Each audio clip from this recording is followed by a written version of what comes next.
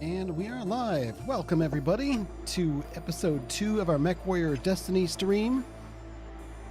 Oh, it's so good to be here. The last one was it really 2 weeks ago? Because that felt like it felt like a whole 2020 all by itself, encapsulated in that time period. I don't know about you guys. You all. Oh yeah. We don't need to talk about those details. But yeah, 2 weeks ago was a long time ago, even for 2 weeks. So it's good to be back with y'all, and looking forward to playing some more Mechwarrior Destiny. How have you been? Can't complain. I suppose I should go around and introduce us all here. My name is Clifton. I'm here. My name is Clifton, also known as Mr. Johnson of the Arcology Podcast, a regular here on the Shadowcasters Network as one of its founders, founding members. Also joining me today is Trav Firelander, who will be playing Ian Warden. Welcome, Trav. Hi, everybody. Also, Cade playing John Texas Crow. Good to see you muted? again. Sorry, say again. I didn't hear your voice there. Nobody heard his voice. He was muted. I said, howdy. There we go. Now I can hear your voice. It's amazing that mute button can do.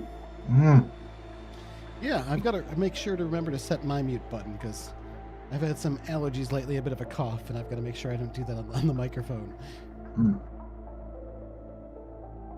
All right. But now you can. Okay, good. Ava joining us today. Playing Hello. Finn. Welcome. So good to have you. We have our 3 players here for Mechwarrior Destiny. Glad to be all back for that. We're actually continuing our first adventure, so this is actually kind of like part 2 of our premiere. We can look at it that way. Had a bit of a good time last time. No one's actually strapped into a mech cockpit yet, though we will live up to the name of Mechwarrior at some point, I'm sure, unless you all just end up dying in the first scene, which doesn't seem entirely outside the realm of possibility. Yeah. Yeah. We're in a bit of a pickle. Yeah, so why don't we start with a little bit of a recap? Who wants to start with that? I'll give it a first go. Our team had assembled based on some information that Ian had pulled in from somewhere, his studies off planet. We had gotten together because we've each got resources that we needed to get into what is supposedly an old Starleague cache hidden inside of a facility that has been currently occupied by the current government of the planet we're on. They are not good people. They are pirates at best. And, well, Finn, our resident And mech assholes. Clearly they're assholes. Finn knows the way through the facility and gave us access. Ian knew supposedly how to get in the door if they could find it. So pass it off to somebody else. Yeah, and John Texas brought some shady poker to the room and got the goods on one of the guards so that we could get inside and do that.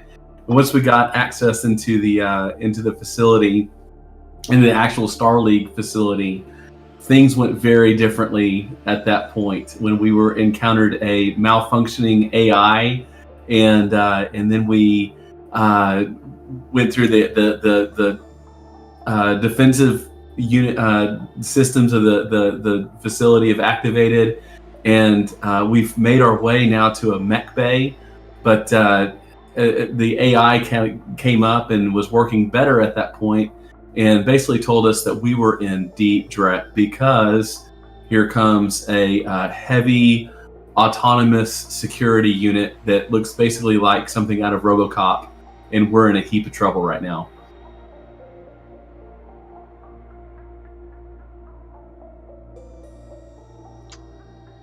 Yeah, I'd say that pretty well covers it. those of you in the Discord chat with me, I said it twice because I forgot to unmute myself. Undo it. Also, one more thing, bit order of business before we jump into the action here, which there's definitely going to be some action, I think. We are also, with this stream, attempting to raise money for charity. Any money raised through the super chats will be passed along via us to the charity of World Builders, which is a sort of a geek-run charity that helps out a lot of other charities that make sure the money goes to do good things instead of just padding someone's investment portfolio or something. So they help out a lot of people around the world, and it's a really great charity that I love supporting, which is why we're supporting it with this stream. So please feel free to donate with your super chats. We will pass that along as a donation to World Builders, or just check out their website, worldbuilders.org, and donate yourself if you're directly if you're so moved. And with that, all right. So now, if I remember, the current scene here that we'll set is you're inside the Starlink facility. You've been sort of rode this tram system around, these little tram cars, and you found this beautiful cherry untouched, looks like right out of the box Marauder heavy mech. Unfortunately, it's not all powered up or calibrated to your neuro helmet, or you probably don't even have a neuro helmet with you that's calibrated to your brain. So that's all going to take a little while. It would be really nice to have that Marauder up and running in your favor, though, because riding along the tram system is the that nasty heavy security drone that the AI warned you about that we mentioned in the recap. Yeah, it's coming your way riding along the tram car, and it's got these two, well, you could call them arms, but the end of them are these rotary barrel machine guns, and it's been spraying the area with gunfire. Let me do some combat music here. I know two of us, myself and I don't recall the other one, had taken like full 100% you can't see me cover. I don't recall who else was keeping lines open to shoot back. Yeah, I'm the other one that was dumb enough to be peeking out to keep tracks on it, so I'm not in full cover. So, yeah, the scene here is that you're in this large sort of mech bay or mech bay place with the mech station there, with all the tech there to work on and set up and repair and maintain a mech. But also there's a bunch of different large crates around that are sealed, so there's plenty of cover to hide behind and maneuver around. But the only way out of here is the direction through which that tram car came. Your own tram car is blocked in by the one that the security drone rode into here. Okay, so our tram is blocked. Yeah, you're kind of in a bad spot. So with that, we'll do some combat here. You can each just go through and have a turn in whatever order you want, and then I'll probably have the security drone do something unpleasant to you. As you go, you each will have a chance to use your skill or do something, do one narration basically before the security drone gets to go next. And everyone's starting the game with 4 plot points, and any edge you had spent last time is refreshed because it's a new session. All right. We might need it this time. I'm gonna seize the initiative if no one minds. Go for it. I have an idea. I'll even say this. I've got a terrible idea. Play along with me. I am going to peek out just long enough to get my bearings towards a staircase up the support gantry for this semi-disassembled Marauder. I'm going to try and go up it to the first set of gantry controls. That's what I'm trying to get to. Okay, so maneuvering to get to the gantry controls. Yep, what running skill my can you use ass for that? Run my ass off, whatever skill it is. I mean, there's an athletics skill, I believe, so that would seem appropriate to me. There is, but I don't have it, so I'm probably going to call. think what I'm going to try and do is actually try and get it to. I know it's got a weapon for each of us so far, but I've been behind hard cover, so I'm going to call out to John Texas, try and get its attention, and then when he shoots, I'm going to try and run my ass off. Then hopefully give myself a bit of an edge. Okay, I'm picking up what he's dropping down. So I'm gonna go beyond. I'm gonna try to take a snapshot at the machine, but I'm gonna run across its line of fire and try to draw its attention away from Ian and away from Finn. And so I'm gonna try to sprint across and get to some cover over there. And I guess that would be the athletics roll, correct? Okay, sounds good. All right, Athletics so roll to get over there without exposing yourself to. Well, hopefully you can keep ahead of its tracking machine gun fire, right? If you fail this roll, you stand to be in a vulnerable position when the thing gets its turn. Okay. This isn't super difficult because you can run pretty fast and the thing's pretty well honed in on its current position. So I'm going to call it only 3 dice against you. So. Okay. So I've got a 1 in one in athletics, 2 in strength, and so I get a +3 bonus to the roll. Oh my goodness. That would be the first Nice! of the campaign. Nice. What'd you roll? I missed that. I rolled a 12. So Sweet. that's a 15. I got 12 against you on my roll, so it's a good thing you Ooh. rolled well. You go dashing across, Okay. Yeah. fire some shots. They ricochet off of the front armored panel protecting this thing's chassis. Your pistol seems to have no apparent effect on its armor, at least with those quick shots. Okay. But you're able to run ahead of it. It starts to turn towards you, and the traces of its machine gun fire begin to stitch across. There's a separate thwack, thwack, thwack, heavier sound, a metallic twang as the bullets ricochet off the Marauder's legs as they sweep past. I will take I this hope your plan opportunity to works, or run. my mom is going to be real unhappy.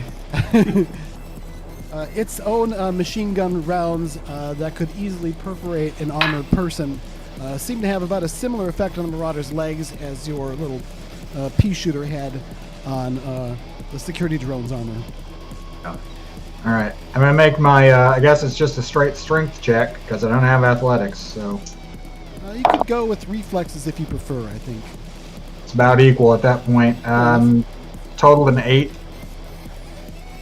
All right, I got a 9 against you, so that's not quite successful. You start maneuvering up to the gantry, but you don't quite get to the position that you need to.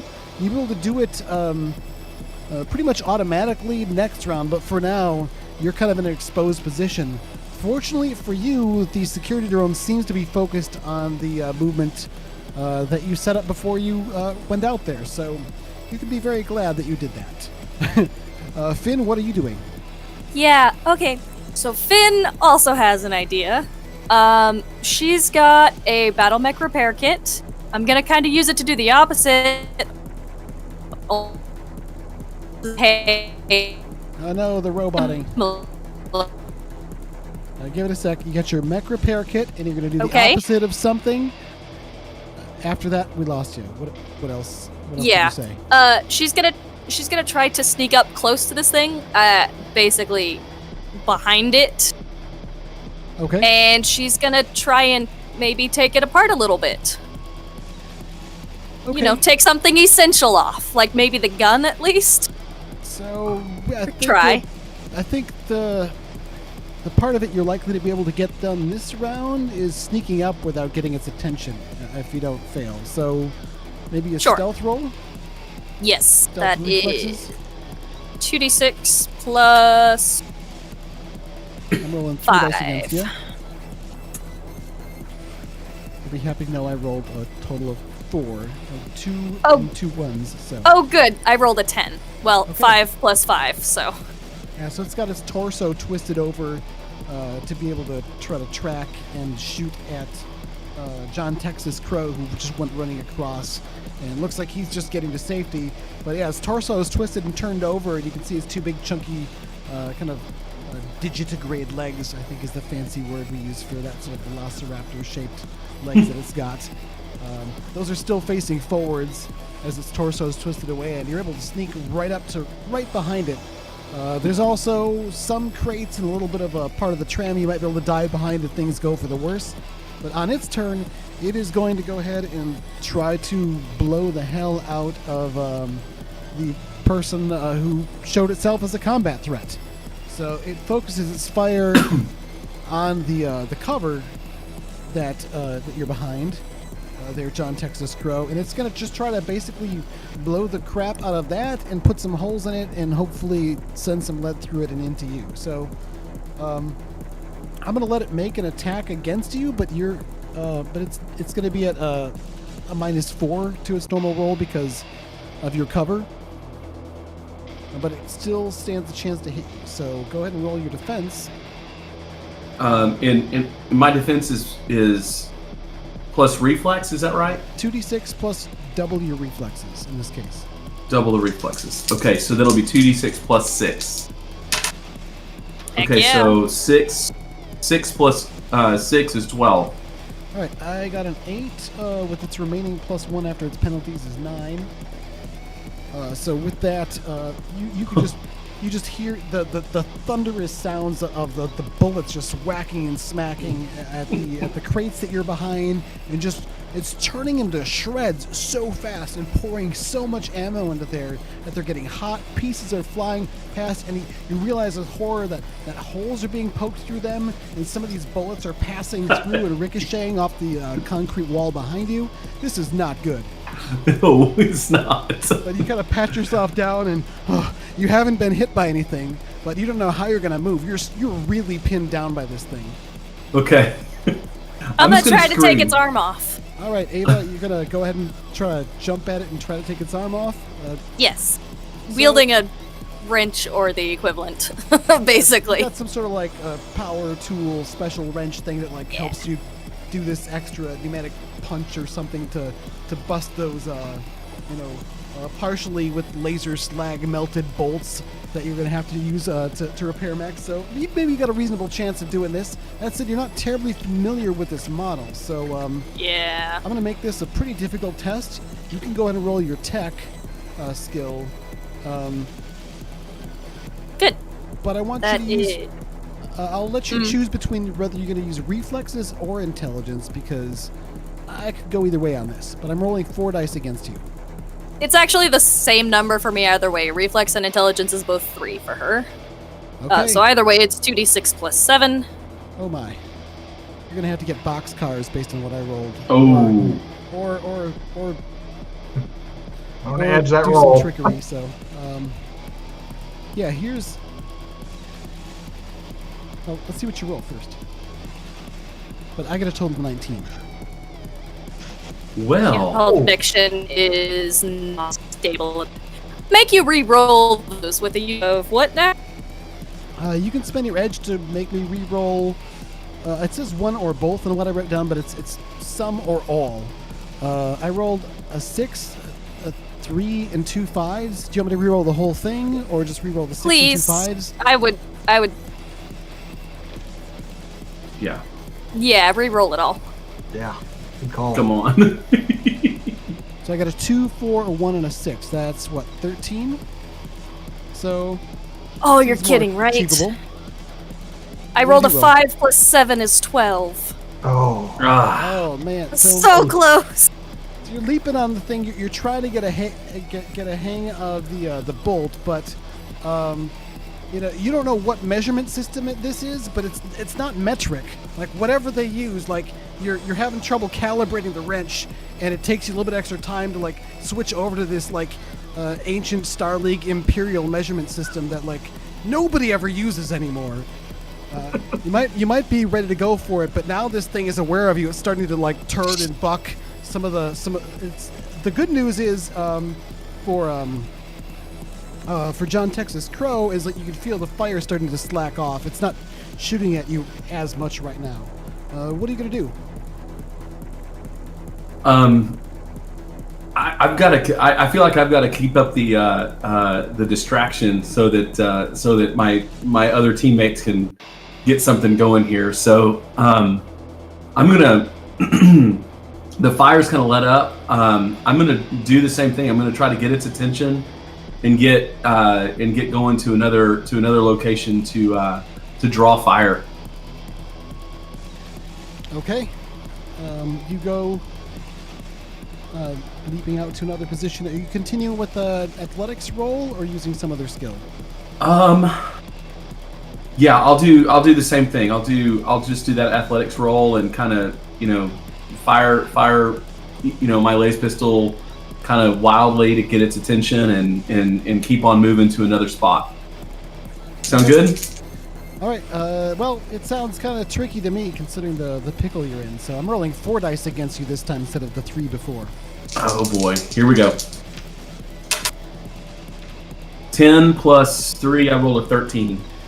All right, I rolled a 5, 2 3s, and a 1, so that's what, 12? All right, you feel these huge bullets just tug at your some of your clothing and armor, and you wear a hat. Yeah. I kind of picture your character wearing black felt. Yeah, it like you feel like a draft on your head as your hat is knocked off your head and goes flying several meters behind you.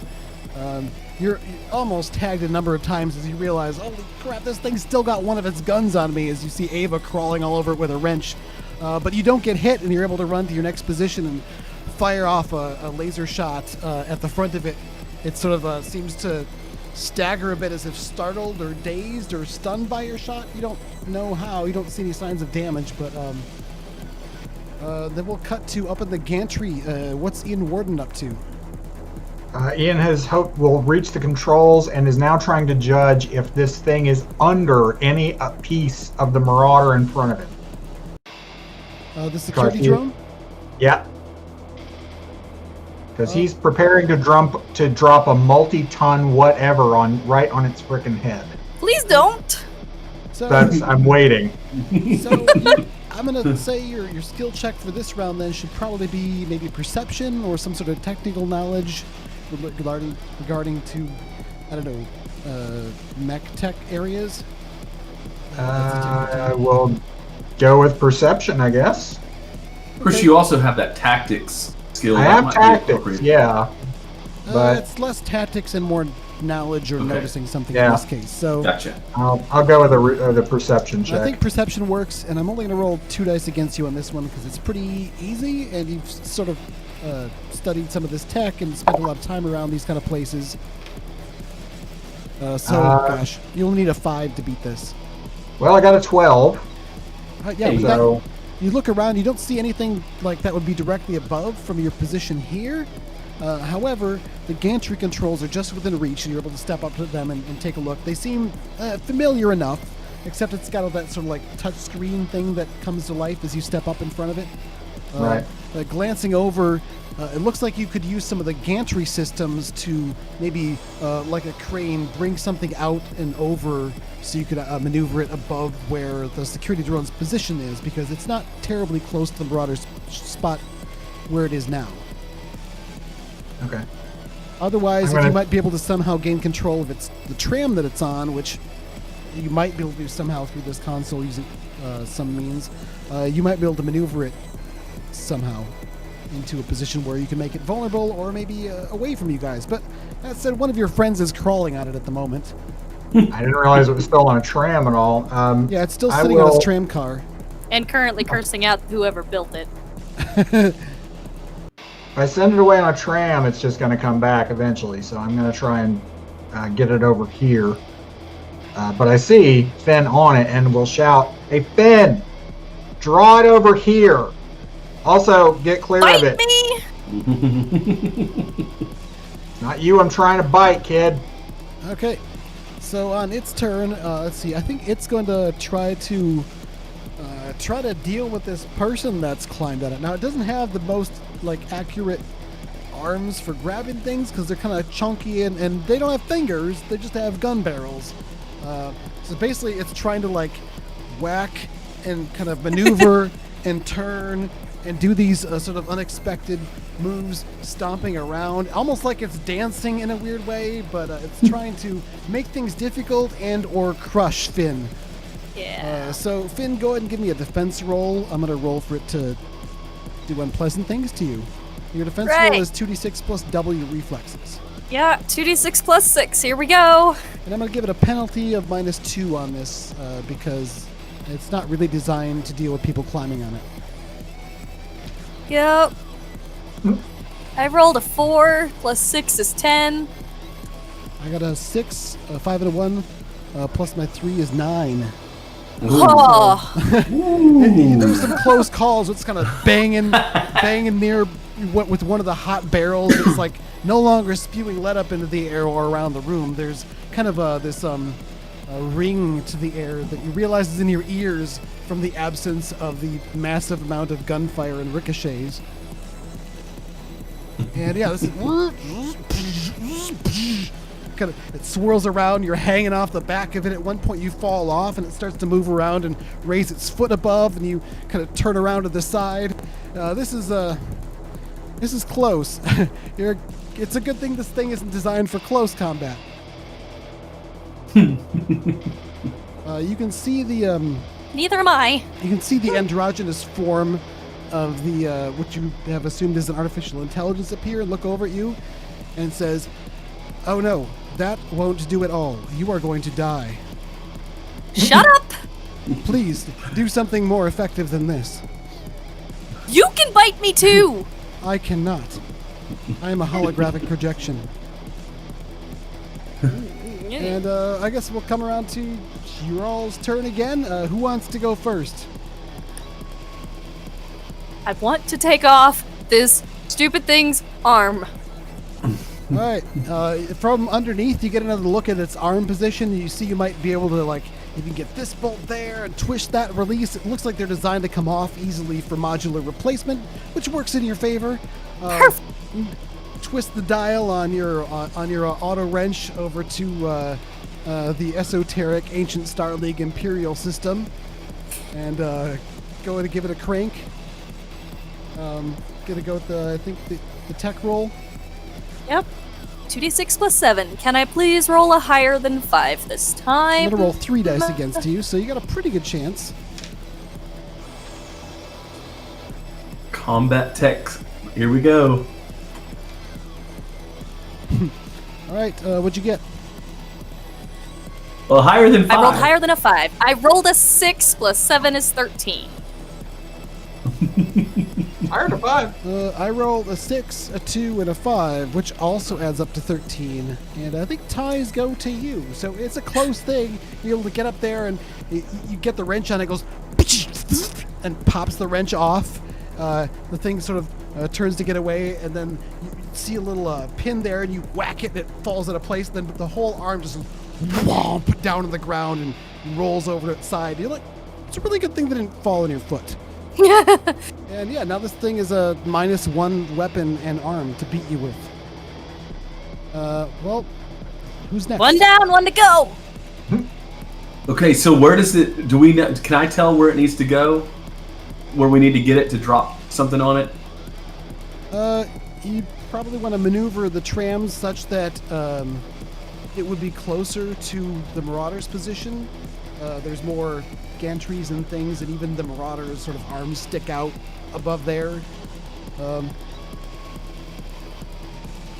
Okay, You're so coordinating things with Ian.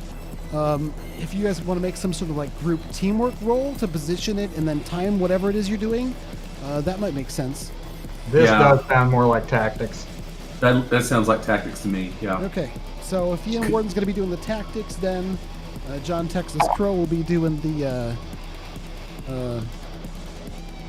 physical labor of it, so to speak. 10 on the tactics roll.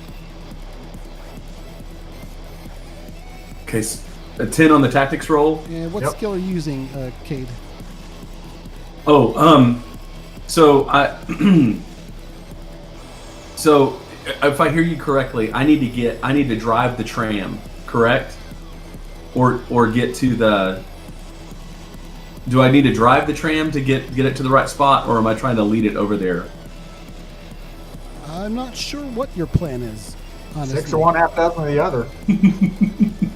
Oh yeah, if Gonna you're trying to do so. maneuver the tram so it's in a better position for Ian to do some sort of a timed dropping of tool or something. So yeah, you need to get the tram moving somehow. You could actually turn. There's panels here and there. You could run up to a panel and try to remotely control it that way. You could probably do that pretty easily if you weren't in a situation where something was trying to kill you.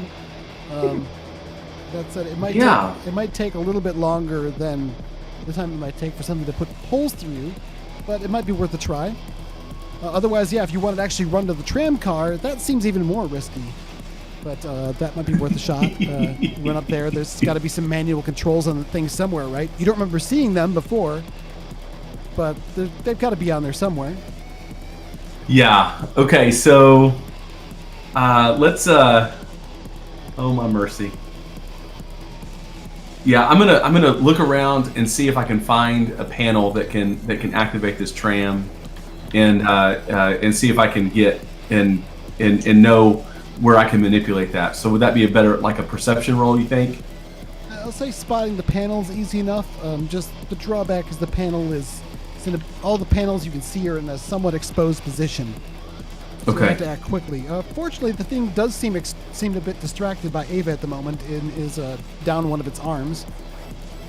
Okay.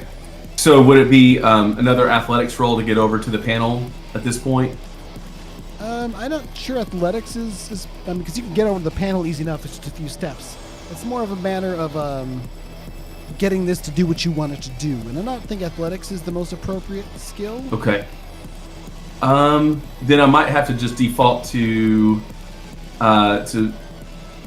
reflex on the panel, or maybe just intelligence.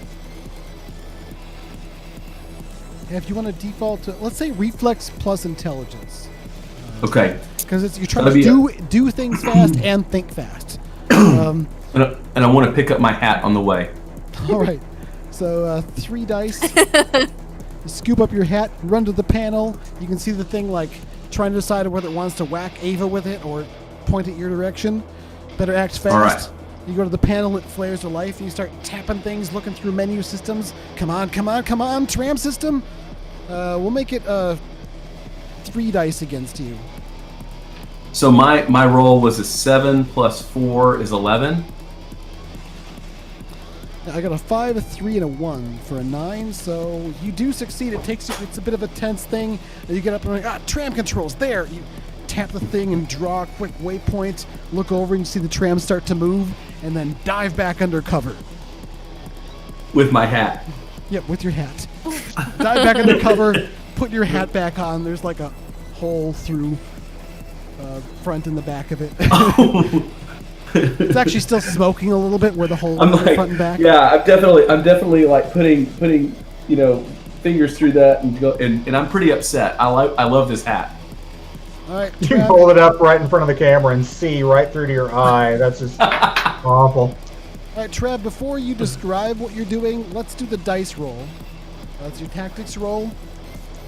And all right. I want to inform things. I'll let you describe what goes down if you succeed, and I'll describe what goes down if I succeed. So, considering that your friend did the assist, I'm only going to roll 3 dice against you instead of 4. Okay. And you rolled a 10, right? Yeah, you already rolled. Yeah, I did. I rolled a 10. Oh, lucky you. I got a 3, and a 1. That's a 7. So yeah, your 10 definitely beats that. Okay, go ahead and tell us what happens.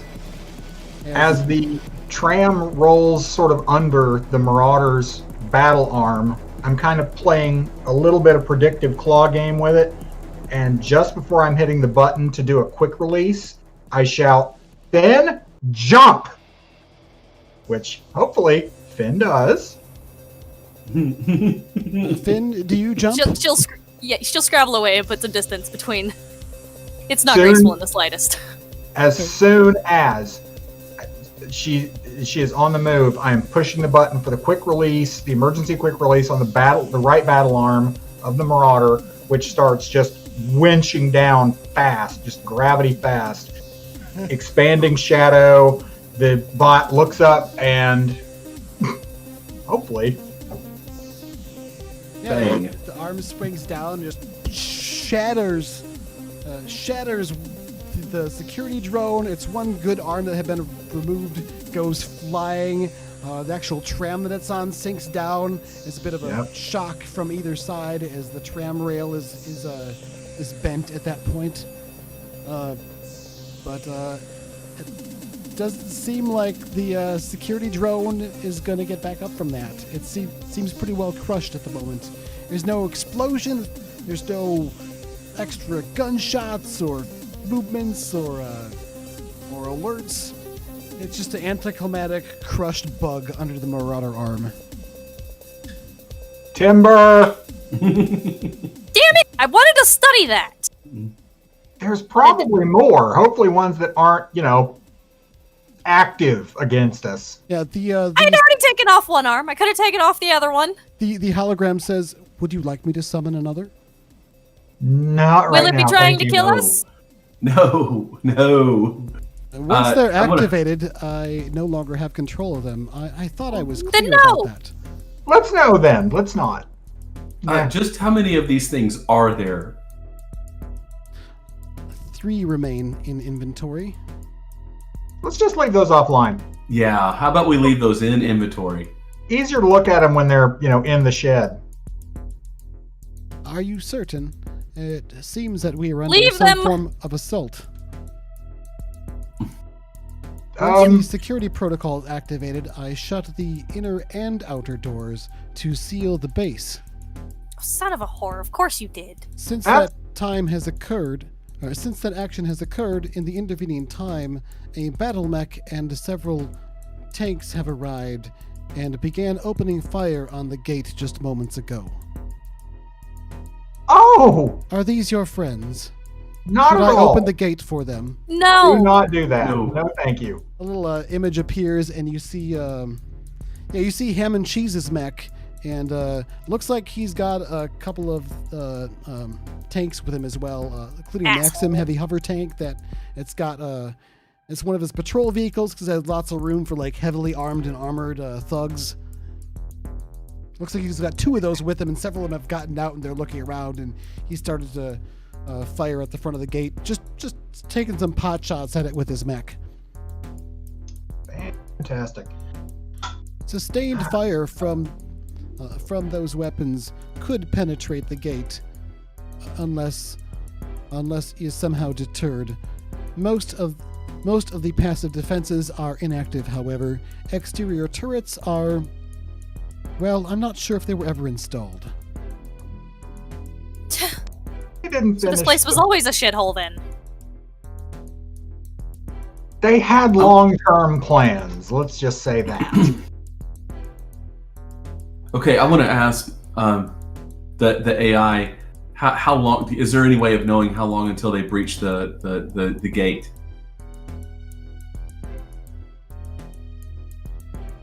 Sustained effort from the armaments observed gives us perhaps 10 minutes.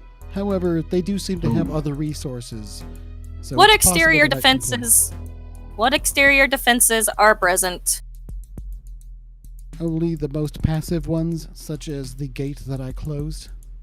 Of course. There are also And personnel moving about within the base, attempting to open the gate from within, but they are not attempting to use any of the standard controls. Nor They're do they not seem smart to have- enough for that. This is a very confusing awakening for me. Sorry Could about someone that. please tell me what is going on? Yes, you've been offline for a very long time.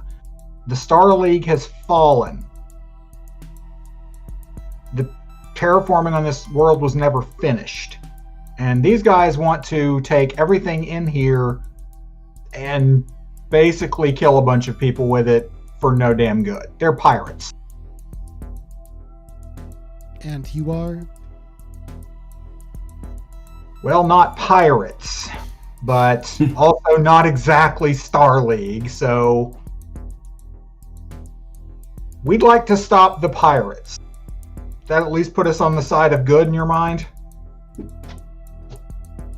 I live here and I'd like to quit working for the assholes, but also I still need to kind of protect my family.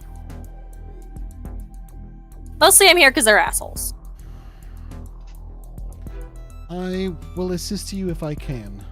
I do not have assets at my disposal beyond these security drones, which I can issue pre-programmed commands, but once they have been launched will function autonomously and... Well, Is there not an IFF program? the software systems, I'm still ascertaining the level of damage and corruption. Okay, let's hold off on those for now. Let's not give them a patrol pattern or anything, but you've got knowledge that hopefully we can use. Interior turrets can be activated. Again, their identify friend and foe protocols may not be intact. However, we can choose which ones to activate and deactivate at will, and you can take manual control of them if you choose. I also have a number of sensors within the complex, though only 17% of them appear to be online. These include visual, audio, and a variety of other sensor data. She lists off a few different, or they list off a few different ones. If you can activate the automated defenses in areas that we three are not in based off our IFF profiles, it's a start. Meanwhile, do we have available to us any more available working mechs? There are We three three can additional, all pilot mechs. There are 3 additional mech bays, but I'm afraid they are all empty. There was once a lance. There was original plans were to have a defense lance for active defenses if necessary, but I don't know. This Marauder's the only one in here. There's a large amount of data in my databanks that is heavily corrupted. It's possible that much of it might be able to be restored, but it will take time to painstakingly restore those memories. If you wish for me to work on any direction in particular to answer any of your questions, I might be able to turn my efforts in that way, but I have no way of knowing what might be of use to you in your circumstances.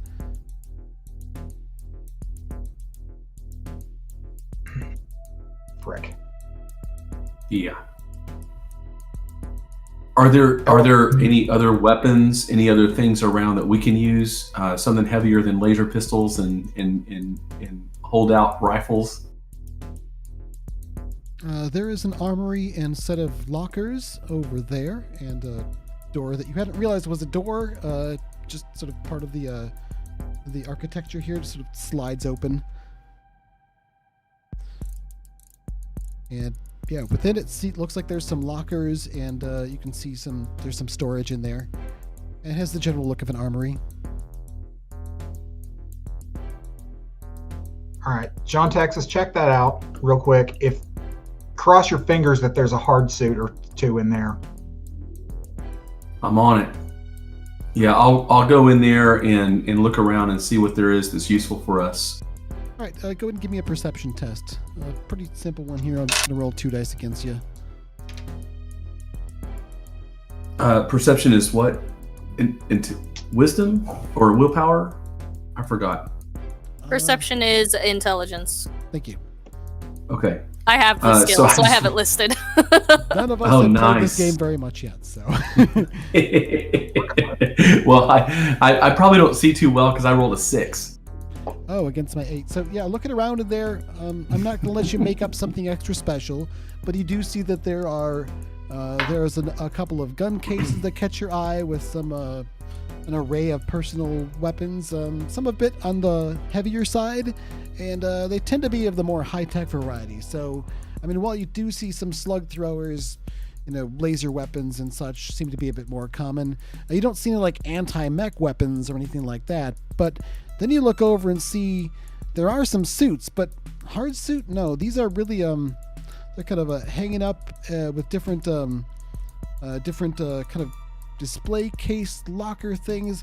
Each one has a kind of a weird looking oversized helmet, and then there's this really thin skin tight looking suit with all these cables and tubes all over it.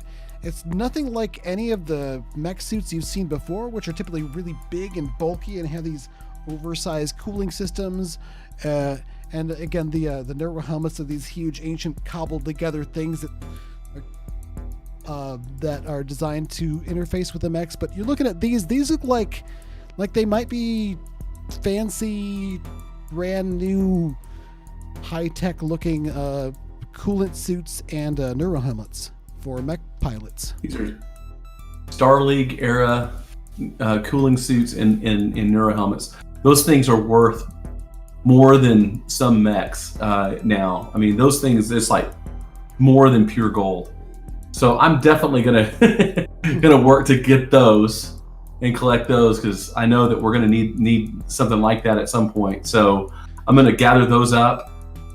As you if go possible. to gather one up, there's a little panel that lights up, and you see it wants you to go through to log yourself in and enter a calibration sequence.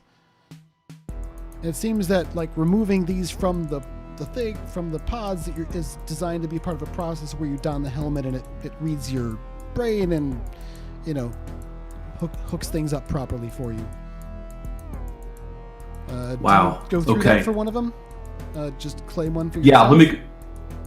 Yeah, and I'm gonna call out to the others and tell them that this is over here, and I'll start kind of going through the process if I can. All right, you start tapping in your dimensions and answering some of the questions. It does a quick scan. It doesn't take you very long, and then you kind of put your face in front of something that looks like a retinal scanner, but you think it's maybe scanning something besides just your eyes. And the thing pops open, and it says it lights up green, and calibration complete. A voice says. Just like that. All right. Yeah, I'm gonna go ahead and collect that and take it with me and It's see if there's incredibly anything light. else I can. Even the helmet. Wow. It's like Okay. it's made out of like a light plastic thing. Like you could break it apart if you bumped it the wrong way, but it also looks pretty sturdy.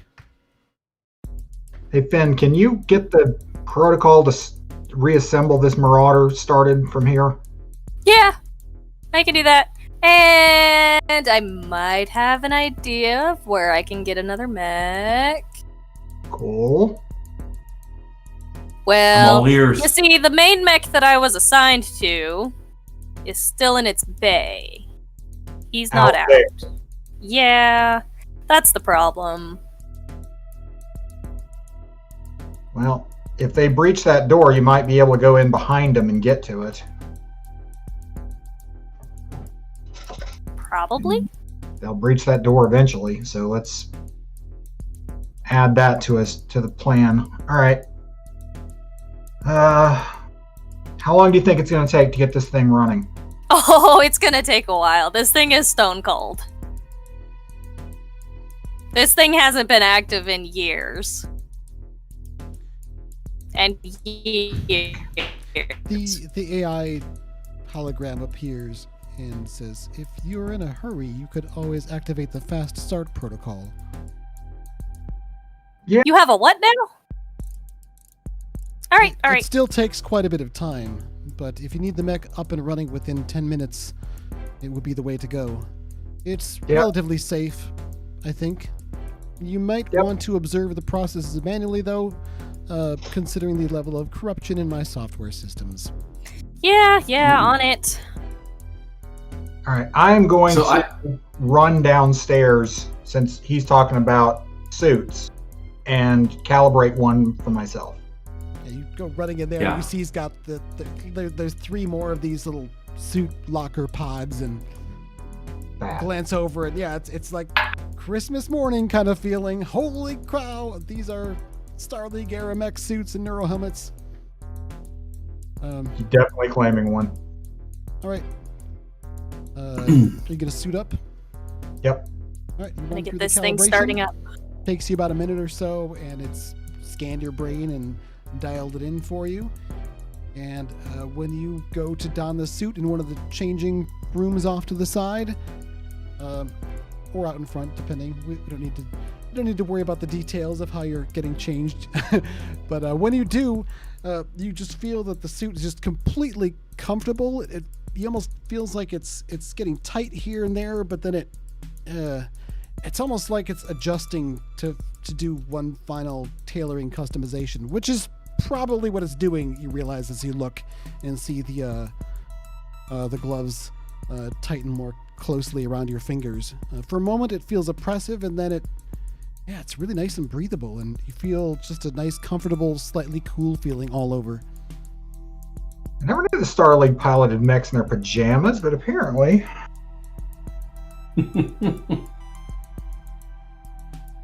All right. Then coming back out to, I guess, watch or help with this startup sequence as best I can. I'm assuming it's like putting the arm back on in the process. The way I'm picturing it is the arm was still on. You just sort of activated its, like, I don't know, some of the actuator testing systems or something to make it chop down as a battle fist. Because it's got these big, like, heavy gorilla arms that stick way out in front, right? Yep. They're already pretty forward and low as it is. True enough. All right, works for me. Yeah, no, it does most of the stuff automatically. I just kind of have to babysit because gods only know how corrupted this software is, and I'd rather not die here. Yeah, no, thanks. Definitely not. All right. You have an external display going on, or it doesn't have to be like pictures, but just even wireframe to tell me where the forces are assembled that are trying to get in? I'm talking to the AI at this point. You get a little video footage from, you think, the front of the base, which is showing the outside, and that's where the battlemech is. It's a Griffin, by the way. Oh crap! 55-ton medium mech with a long-range missile launcher and a PPC, a big old particle projector cannon for its standard armament. And it's not currently firing at the front. It seems like it's kind of pacing out the front, and there's a bunch of people taking cover and looking around, and some just kind of standing around and waving their arms. It doesn't seem like they know what to do at the moment. But if you know these sorts of people, they tend to go quick for direct action once they get frustrated by a puzzle. So time is pretty limited there. As far as then the AI starts to show you different images from inside the base, and you can see it looks like a number of different pirates or guards or what have you are gathered or clustered around most of the control room area. They're trying to, like, press buttons, and they're arguing with each other. A couple of people have guns pointed at each other. They are frickin' inside. Fantastic. Okay. Those are the ones, it looks like the ones that are inside are the ones, like, maybe some of them had come in while you were in there, but a lot of them you'd recognize from before. Do you think at some point this thing must have shut down that outer gate, not the one that you came through in the rec room, and locked out whatever pirates were on the outside? They might not know about the way deeper in. You got any automatic turrets that can hit that area? Negative.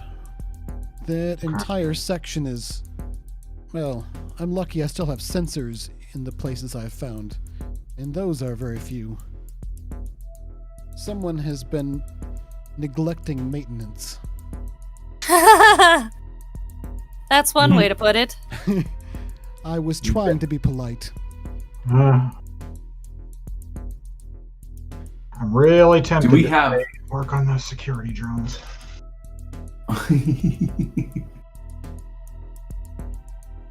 Well, I mean, if one of you knows what you're doing here, I could probably see about getting them not shooting at us and shooting at them.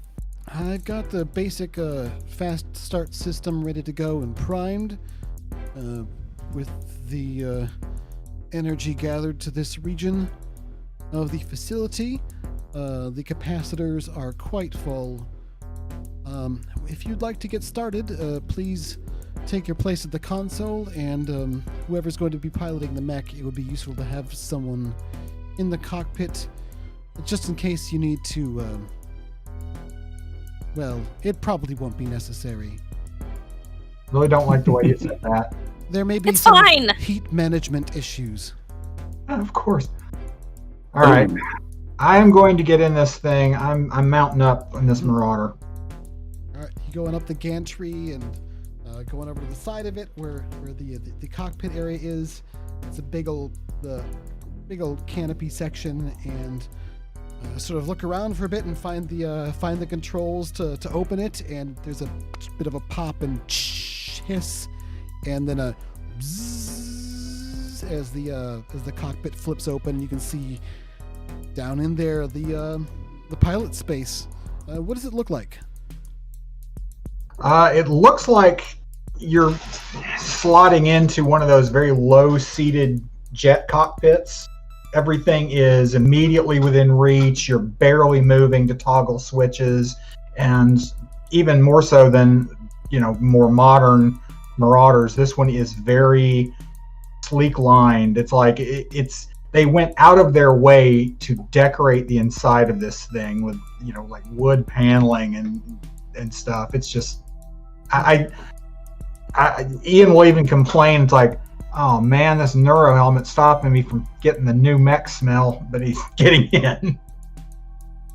It's alright, just adjust the filters. Oh, that's better. Okay. You find yourself having a seat on the mech cockpit chair, and you look around and start finding the things to connect to your suit and your helmet. You can see you can feel there's a bit of a low vibration that starts as the fusion engine is starting to come online, faster than you thought was reasonably safe to do. And some of the panels start to light up and flicker and come to life. All right, heat management. All right, Ava, you're sort of looking at the panel, and the artificial intelligence lays out this sort of to-do list checkbox thing with a number of different bars or meters, and makes a very quick explanation of what's supposed to happen. Let's just give me a quick tech plus intelligence roll to see if you can follow the instructions. Alright, 2d6 plus 7. I got 2 5s, so that is 17. All right. All right, I rolled 2 6s and a 2, so 14. So yeah, I know what I'm doing! This would be really hard to follow, but you do kind of know what you're doing. You're like, oh, this and what? But that's crazy. Like, oh, but no, there's that thing to account for that, and wow, this is cool. So yeah, if everything works as planned, you should be able to do it. But you may have to do little manual adjustments at certain points, and you think you understand the things you're supposed to keep track of. So quit nagging me. What's John Texas Crow been up to while people have been climbing into a Mac and powering it up? What I want to know is there an internal audio system that can get to the area where those where the bad guy troops are? I'm gonna say, can you patch me such through a system to would that? be online if you are willing to spend a plot point. I have one of their military communicators. You have a military communicator? You have Yeah. one of their military communicators. Yeah. Well, I'll go ahead and spin the plot point and get that military communicator. And I'm gonna shout at Finn and grab that from her and patch it over there. And I'm gonna try to imitate Hammond and try to give commands to the group over the over this to basically tell them to shelter in place, do not get out, and say, this is you don't have any idea what you've gotten yourself into. You need to stay far away and keep there until I tell you to come out. All right. What skill are you going to use for this? I'm going to use my acting skill for that. So acting and charisma. Acting and charisma. Okay. Yep. When you start talking in there, the AI tells you you're patched in through the speaker system. No guarantee it's going to work, but it's at least showing that it's online. The intercoms, many of them are likely not online, but some might be. You ready to say your thing? And go ahead and give me your acting roll for that. Okay, so this is... I think maybe I should roll 4 dice against you because this is kind of a difficult thing to pull off, but also there's a lot of confusion and paranoia going on right now, so I'm going to make it 3 dice. Okay. I rolled a 10 plus 6 is a 16. I should have rolled 4 dice against you. You should have rolled. Go ahead, roll 4 dice. All right, yeah, you still won. 16 with the 4th die on there. So I'm gonna. So here it is. All right, fellas, listen up. This is Hammond. You have no idea what you've gotten into. You need to shelter in place and stay there until we tell you to come out. And I'm giving. Of course, I don't know what he sounds. He would know. Like that John now. Hexel would know more like this. yep, Okay. that's what he sounds like now. All right, and that's what he's always sounded like. He's always sounded like my high school gym coach. He sounds like everybody's high school gym coach. I think some of them heard it. The AI reports. You're seeing over some of the cameras. It seems like their demeanor has changed, and they're arguing differently now. Okay. And then at that point, there's a. You think you might have hear like a distant thud or something, as any of you watching the little part that's showing one of the displays that's showing the screen at the front looks like the Griffin pilot, the real ham and cheese, has fired his PPC at the front gate, and you can see the 2 tanks are lining up their medium lasers and starting to pour the fire on. Oh dear. Frick. As if enough things weren't already broken. Sorry to mess up your nice vintage Starleague cache. Oh, I hadn't realized you were responsible. Perhaps I should reconsider working with you. We are not No, directly no. responsible. No, no. Stop talking to the AI. We're not the ones opening fire on it. It's. Do you like any country music? I do. It appears you cannot take a joke.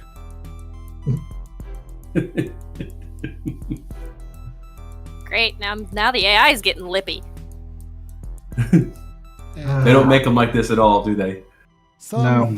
really old country that you probably never heard starts playing over the intercom. It sounds vaguely familiar, but you don't think you've heard this recording or artist. Okay. Are definitely on the periphery. I'm enjoying it. If it's country and western, I'm down with it. Yeah, it's country and western, but it's also about working on a terraforming platform. Oh, I've been working on a terraforming platform. Okay, so Home by the oxygen plant. Wonderful. in the mech, more things are powering up. You find where the neural helmet connector port is, 'cause it practically bumps itself into you trying to find your helmet and connect with it. You get to align that, and then there's just this weird disorienting feeling that washes over you for a moment, and then goes away as quickly as it came. This is for Ian, by the way, who's in the cockpit, if that wasn't obvious. And you feel another sort of wash of cold ripple down your mech suit, and then it stabilizes to a nice comfortable temperature, and several more of the panels are coming online, and you just find yourself running through a number of different calibration sequences that it's asking you to do. One thing after another. Are you going to play along with that, or do something else? No, I'm going to play along. It's pretty straightforward. Doesn't require any real skill from you at this point. However, Ava, you're watching things, and one of those power output meters is going to the red. Shit! You have to dial it back. However, the temperature of the fusion core isn't up to what it needs to be either. So if you back things off too fast, then the whole process might start to spiral out, and there are more cascading problems. So do this right.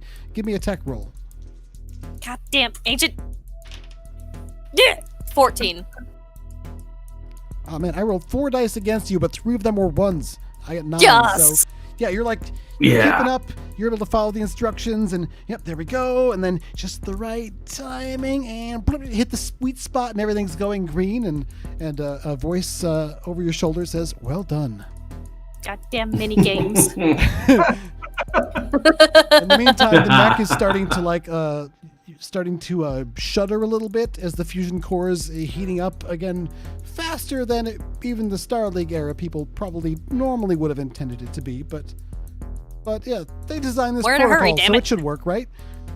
Yeah. Hopefully. Mm. All right. So with that, over the course of the next 10 minutes or so, it's very, very tense.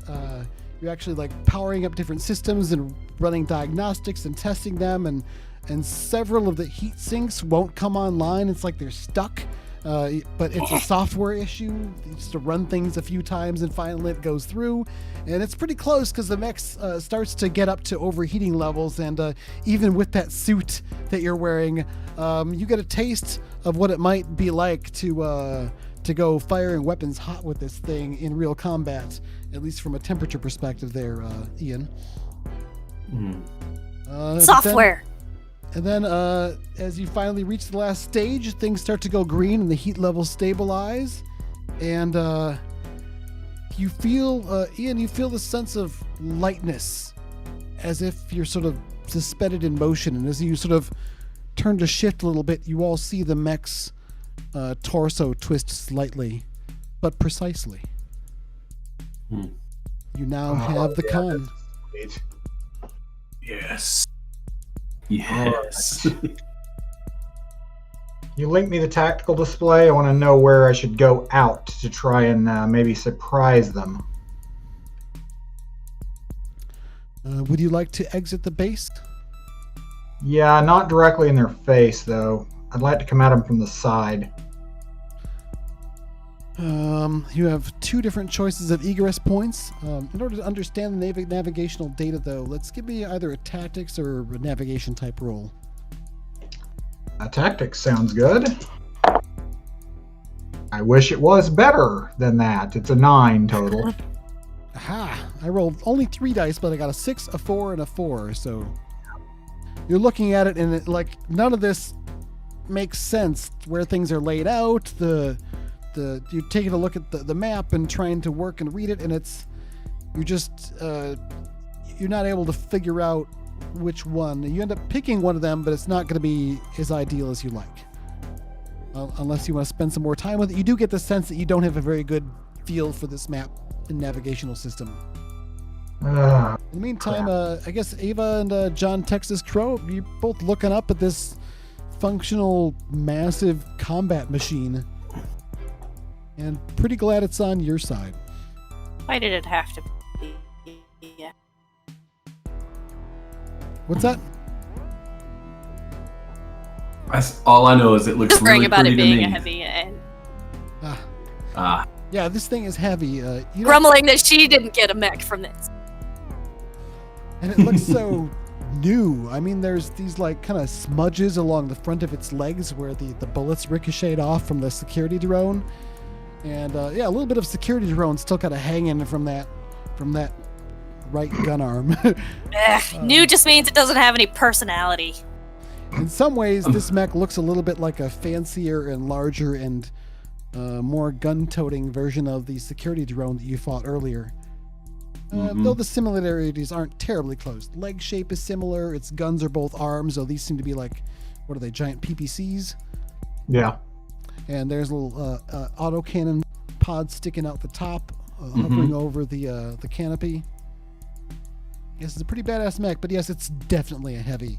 It is very menacing in its appearance and function. Slow piece of junk. Yeah. We never had time to check any of the other bays right here, did we? Like, I know there's Yeah, I did say they were empty. This was the only mech bay here in this wing. The other ones are nearby on the map, but the artificial intelligence did tell you that they're empty and can show you video feeds that confirm that. right. There's no other ones in this bay, then.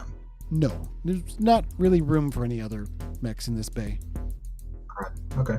I'm gonna suggest to Ava, I'm sorry, to Finn, that she goes and gets the other gets the neuro helmet ready to go and gets a suit ready to go, and maybe we put those on and get ready, because we're going to have to, and kind of suggest and say, remember those 2 mechs that are out there? That Phoenix Hawk, it sure looked good to me. I think I'd like to get that one. All right, yeah. All right, I'm gonna go out and try and draw their fire for a couple minutes. Hey, Finn, those 2 gonna fast power up? I'll do my best. All right, I got 2 tanks and a griffin I gotta worry about out there. I mean, they won't be as cold as this one was, but our quick startup is not as efficient. True that. All right, how about I give you... Crap, you're gonna have to go right past the control room, aren't you? You'll be fine. All right, I'm gonna give you guys 5 minutes, then I'm gonna light this thing. All right, don't die. So there is a separate little, well, not little, large alcove, similar in size and shape to the mech bay, which appears to be a large mech lift system. The AI directs you to send your mech over there, and it will lift it up and send you along your way. Okay. When I get to the whenever I manage to get to the exterior, I'm not going to open it right away. I'm going to finish the countdown and then go out, and hopefully giving them some time to get closer into position. All right, so you go and stand in the lift, and it goes eventually up and gradually out of sight, and stops, and you find yourself in a dark tunnel. The mech lights just sort of automatically start to turn on, the exterior spotlights and floodlights, and looking around, you're in this large kind of smooth tunnel, wide enough for a lance to walk along in a sort of diamond formation. And you've got a waypoint ahead of you of where to go. Go ahead and give me a piloting roll as you start to get used to this thing. This will be only 2 dice against you. So 5. That's 13. Okay, yeah. Oh, this thing is so responsive and smooth, and you don't really pick up on any like weird ticks or glitches or catches, or usually there's something where you kind of have to like catch the right balance and angle yourself just right to make it work with the neural helmet, and you're interfacing with your sense of balance. But this is all so calibrated so smoothly that it just feels like piloting on easy mode. I'll take easy mode. Almost like it's already becoming like a part of you, in ways that you normally have to spend a lot more time in the cockpit to get used to. It maybe feels a little dangerous to feel so cocky and easygoing in this mech that you're about to take into combat for the first time. In the meantime, Ava, you going down to calibrate one of these suits for yourself? Yeah. All right, you get all changed into it, and it feels all kind of weird and cool, and Yep. a little bit tight, but then comfortable. Just the right kind of snug, cozy even, but a little bit on the cool side. Also weird as shit. Yeah. And I'll do the same thing. I'll go ahead and get my suit on too and get ready to go.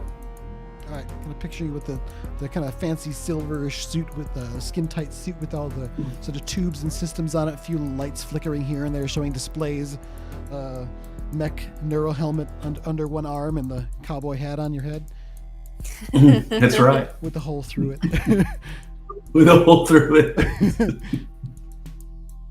And I'm still not happy about that. He was all sort of strapped in and sort of tentatively trying the neural helmet on, which it's a little bit on the kind of bulky side as far as helmets go, but as far as neural helmets goes, like this thing is so tiny and fragile and light. Looking it over, you can see little contact points for where it interfaces with the head and the brain in its high-tech ways.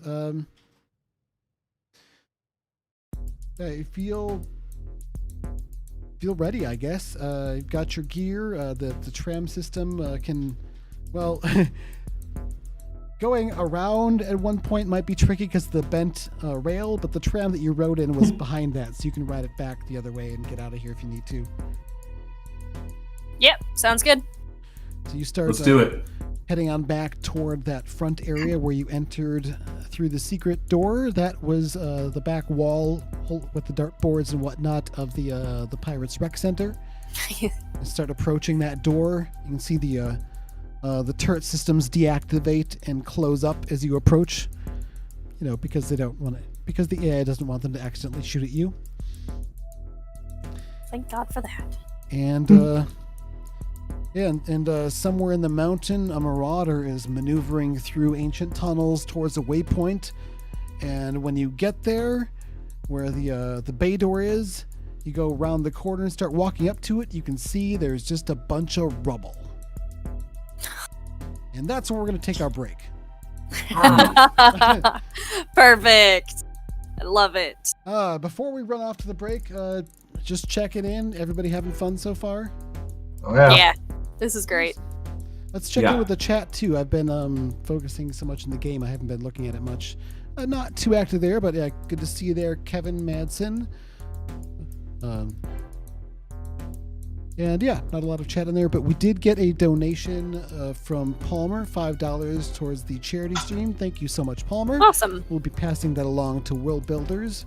We're gonna actually take all the funds from all the episodes and then donate all of that at once to World Builders instead of piecemeal, just in case anyone's curious, because I don't know, it feels cooler and more impressive to, put the bigger sum in. So people, please keep it coming. Your super chats go to support charity, or just go to worldbuilders.org and make a donation yourself.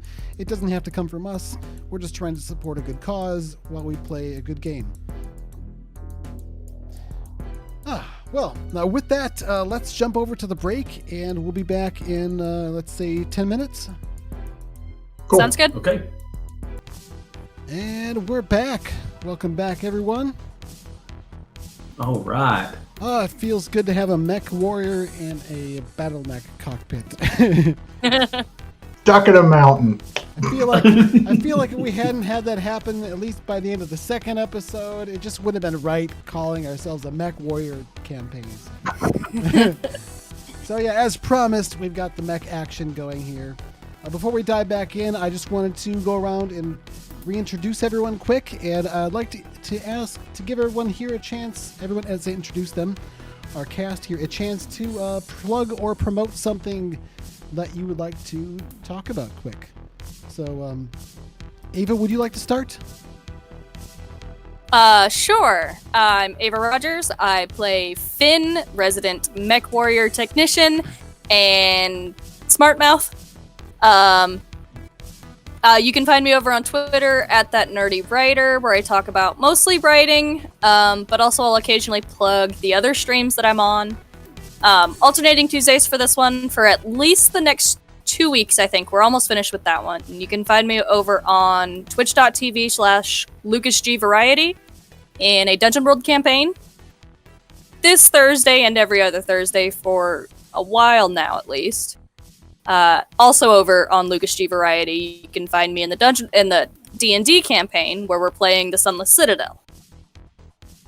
And Monday nights, you can find me over on Master of Rim on twitch.tv for a Dresden Files game, where I play she's a mundane who knows absolutely nothing about the supernatural or anything, because I am also new to the Dresden Files universe. So I figured it'd be the perfect character. And you can hear my horrendous rendition of an Irish accent. Oh, good. She's fun to play. And I think that's it right now. All right, also we have Cade here playing John Texas Crow. It's your debut actual play on the Shadowcasters Network, at least. My first time getting a chance to play with you, campaign-wise at least, because now it's more than one session. Great to have you here. Been a lot of fun to play with. I love your character. Well, I kind of like him myself. I'm enjoying this. I'm just happy to do this. This is the only actual play that I'm involved in right now. But one thing I'd like to plug is also like a lot of other folks kind of joined in with the rabble rousers known as the Fraggin' Unicorns, led by Opti, and I'm really proud of the work that Opti and the whole group is doing with Gangs of the Other City, the Undercity, and the other projects that are going on there. So if you aren't familiar with that yet, I really would encourage you to go get on the Discord, go follow them on Twitter, go check out what they're doing. They're doing it the right way, and I'm really happy to be along for the ride with that. And also you can find me on Twitter at Mech Texas, where basically I talk about BattleTech and Scream into the Void. So that's me. Awesome. And Trev, you just dropped a YouTube video today, didn't you? I did. Speaking of screaming into the void, hi, I'm Trevor Farland.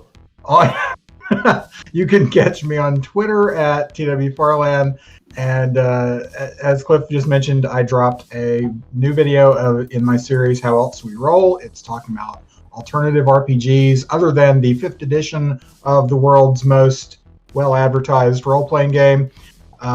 Today's episode was on Lancer.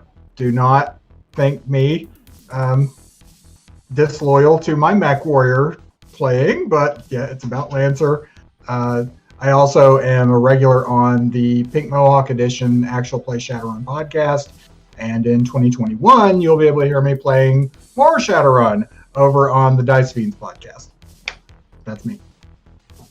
Nice. And I want to say for the record, you can't get too much mechs. There's always room in the heart for more mech, right? They're all good. Mechton, Lancer, Mechwarrior, heavy gear, it's all good. Yeah. I have yet to actually play a game of Lancer, but I've read over the rules. I got the actual main rulebook as part of the social justice bundle on itch, and so many good games got through that. Computer games as well as tabletop ones, but that looks like a lot of fun, and it's something I would definitely love to play at some point and possibly stream. I'm Clifton, also Mr. Johnson of the Arcology podcast, where I talk about Shadowrun. I GM an Earth Dawn actual play called Legends of Earth Dawn. It's an audio podcast. That one's a lot of fun. But I guess the thing I kind of wanted to plug right now is I recently wrote a role-playing game that was inspired by this sort of dark heavy metal OSR game called Morkborg.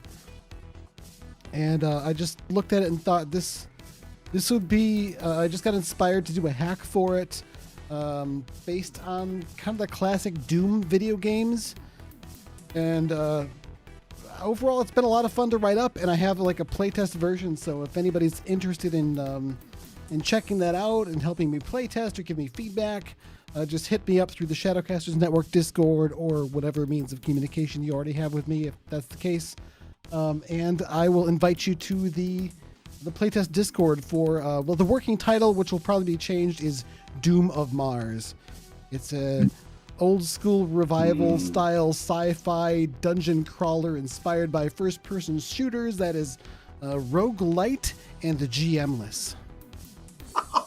Oh, GM-less. Yep. I mean, you could play it with a GM if you wanted to, but it's designed so you don't have to. Everyone can be a PC if they want. Hey, we just got a super chat. Oh, sweet.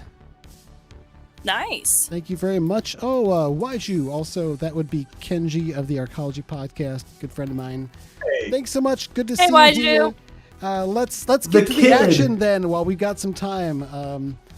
Since we're spurred on by the donation, the super chats are all going to be donated to World Builders. Again, worldbuilders.org, fantastic charity. Please donate through the super chat or go to the website yourself and make a donation. We think they're a great charity and we're supporting them. But let's go way in the future to a planet out in the periphery where a mech warrior and 2 would-be mech warriors are fighting for their lives and trying to steal battlemechs from bad guys. So, Yes. we'll cut to, I guess, you're all, Finn and John Texas Crow. You're moving up and you're getting in position. You get over comms from Trav, some of the effect of like, guys, a bit of a problem. as up through the mech tunnels, you're getting ready to come out through a bay door that should deploy you in a nice position to do a sneak attack on the mech that's outside this base. But there's no bay door there. There's a bunch of collapsed rubble. So what do you do? Perfect. All right. I want to try and do a scan. Is the door on the other side of the rubble, or is the door just plain not here? I'm hoping for, and I'm willing to spend a plot point on, it's on the other side of this rubble. This was an internal, like, rubble fall, and the bay door's still out there. Okay, yeah, you can spend a plot point on things relating to the Star League base, as we discussed in the first session. So, yeah, go ahead and you spend the plot point. Thank you very much. I will use that wisely. Yeah, you do a quick scan and find that this is a cave-in in this tunnel area, but the bay door seems to be intact beyond as far as you can tell, and this isn't too far. You might be able to muscle and or shoot your way through this, or you might end up encasing yourself in more mountain if you don't do it right. All right. Here's what I'm going to do. I'm going to tell the AI, I assume that's how we're communicating with the base still, to trigger the bay door open, and as soon as it is coming open, and if I have to spend another plot point, I'm going to do this because I want the anime opening to it. I'm going to crouch down low, bring the PPCs to bear, light them up, and just from the other side, you just see the glowing red rock effect, and then just disintegrates out of the way. Just show that silhouette of right down the tunnel of that marauder profile rising up to walk forward. All right, so go ahead and give me I think we'll just do a gunnery roll, since it's the most appropriate skill, unless you want to do something else. Gunnery sounds good to me. Line this up right and don't accidentally hit the sides or the top of the tunnel. Just nice, straight, clean through down the barrel. Should be easy, right? You'd hope. But I rolled a 6 and a 5 against you. I beat that because I ended up with a 13. Okay. Yeah, you line up the shots carefully. The targeting system starts to help you line them up, but you can tell it's like looking for like a combat threat. So it's not being that much help. You squeeze off the rounds. Suddenly there's this bright blue burst as the PPCs discharge these crackling beams at the rocks, which hit and start blasting apart, and bits of rubble fly out, and the two beams shoot out like a beacon out the side of the mountain. Down just around the side, the front of it, where the base entrance is, Ham and Cheese and his Griffin was holding off for a moment to let it cool off, and happened to look over, and his mech does this like double take.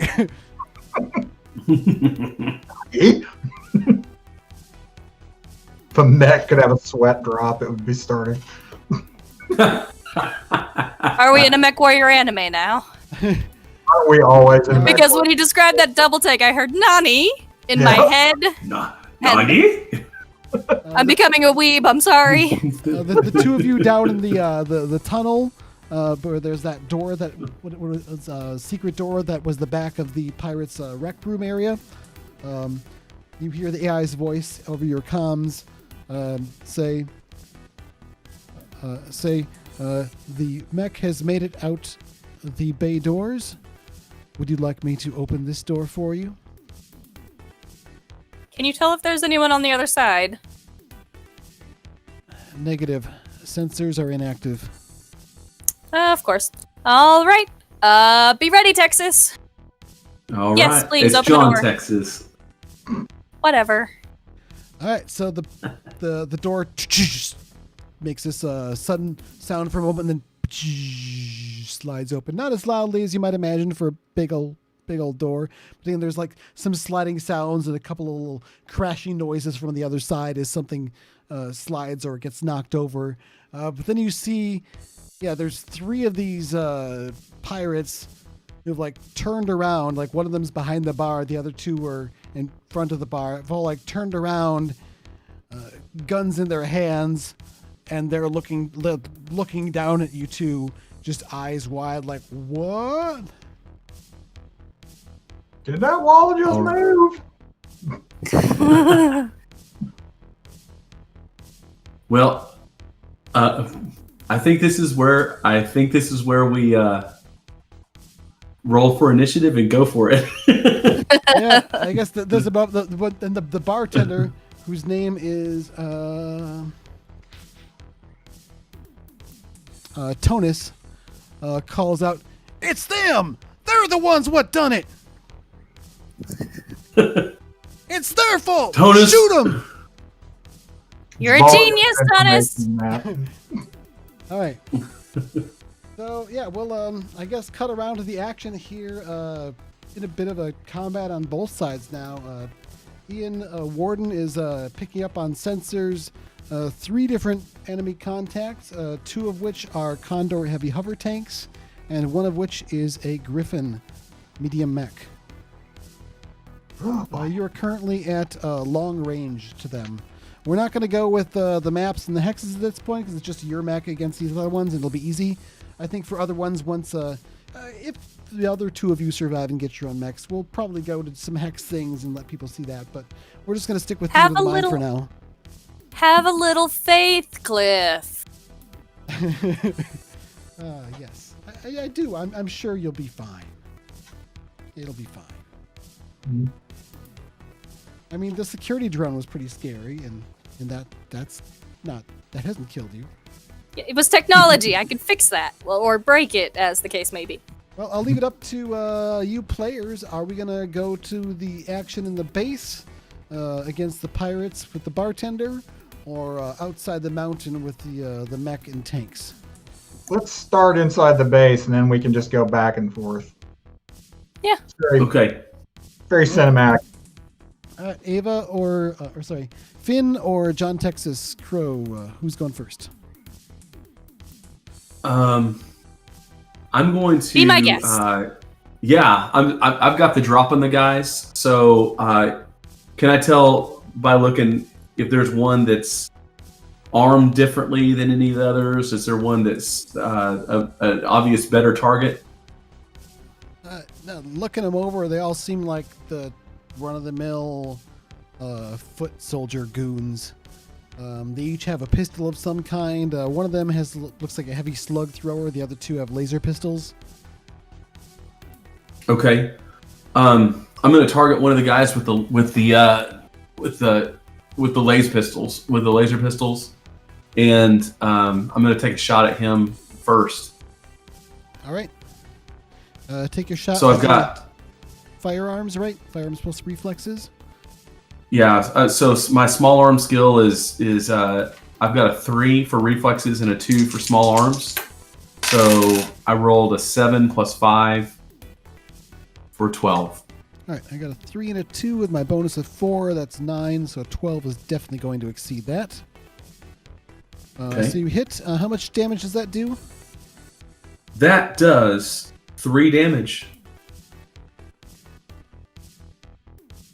Pull up some stats for him here, see what kind of armor he's wearing. He is wearing armor.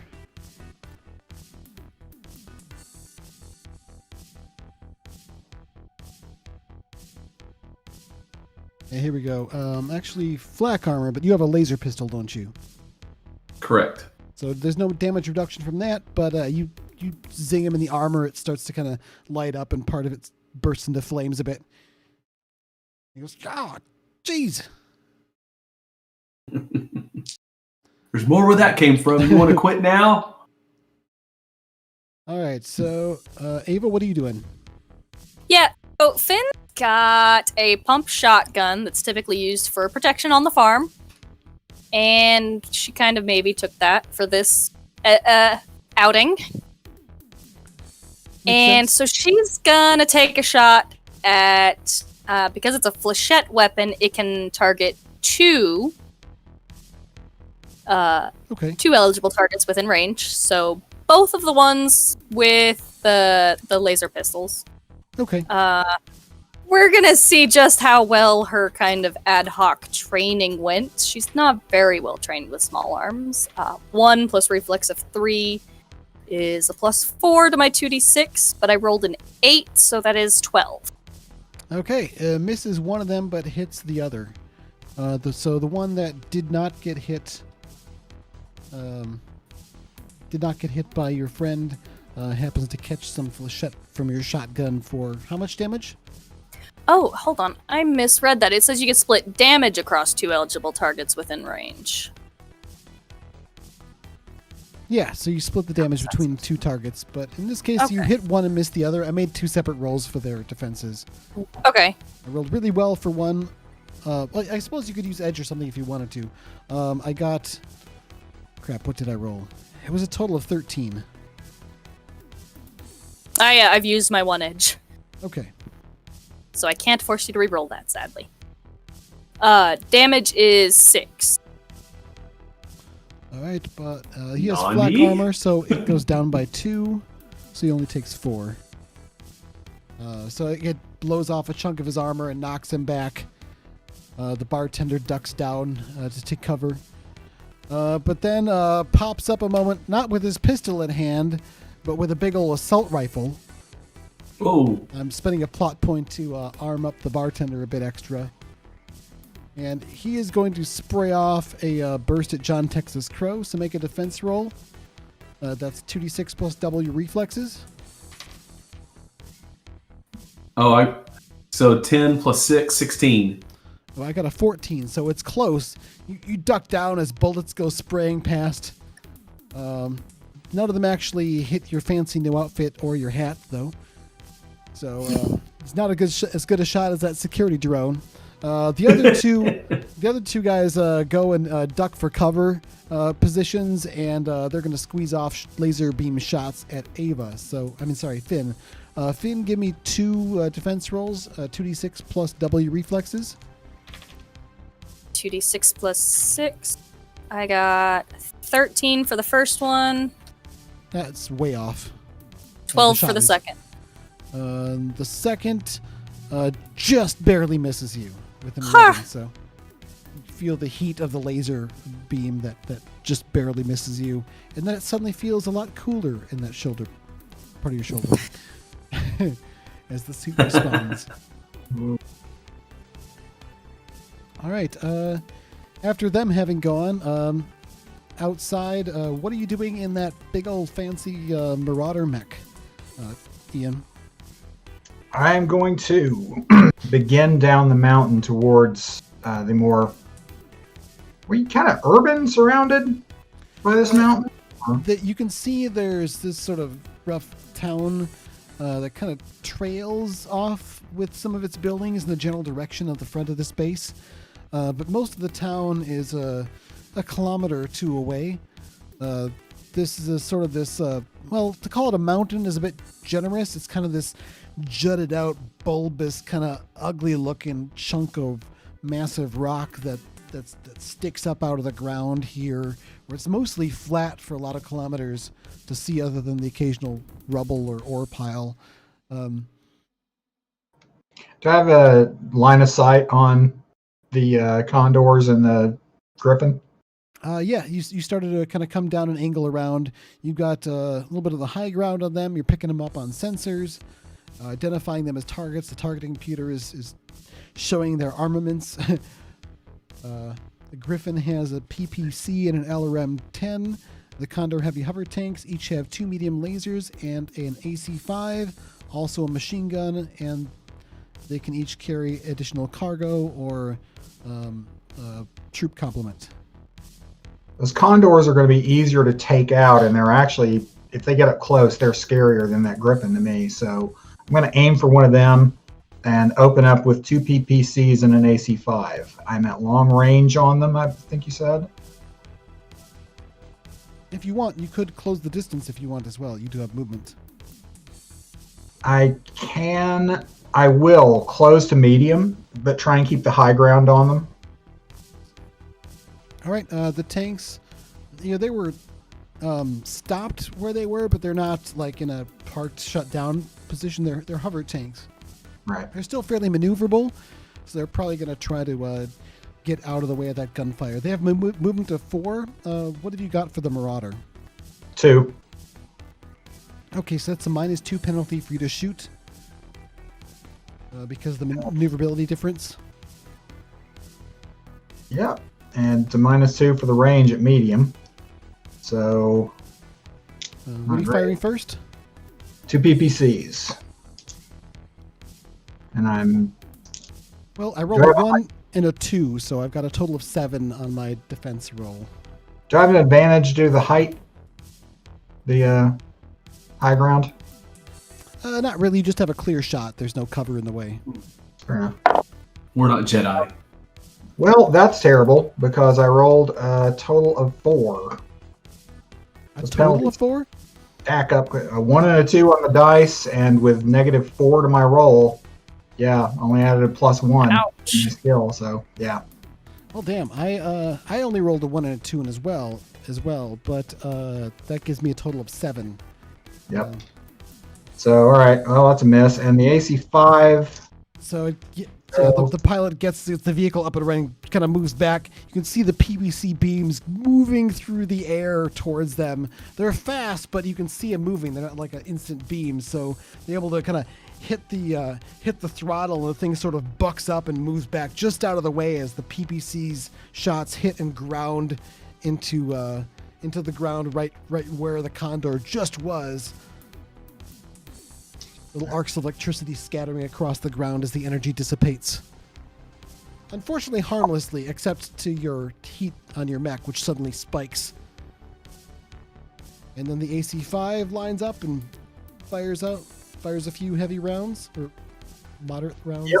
Well, And also fire hits with a 4, or total of 4. Same exact roll.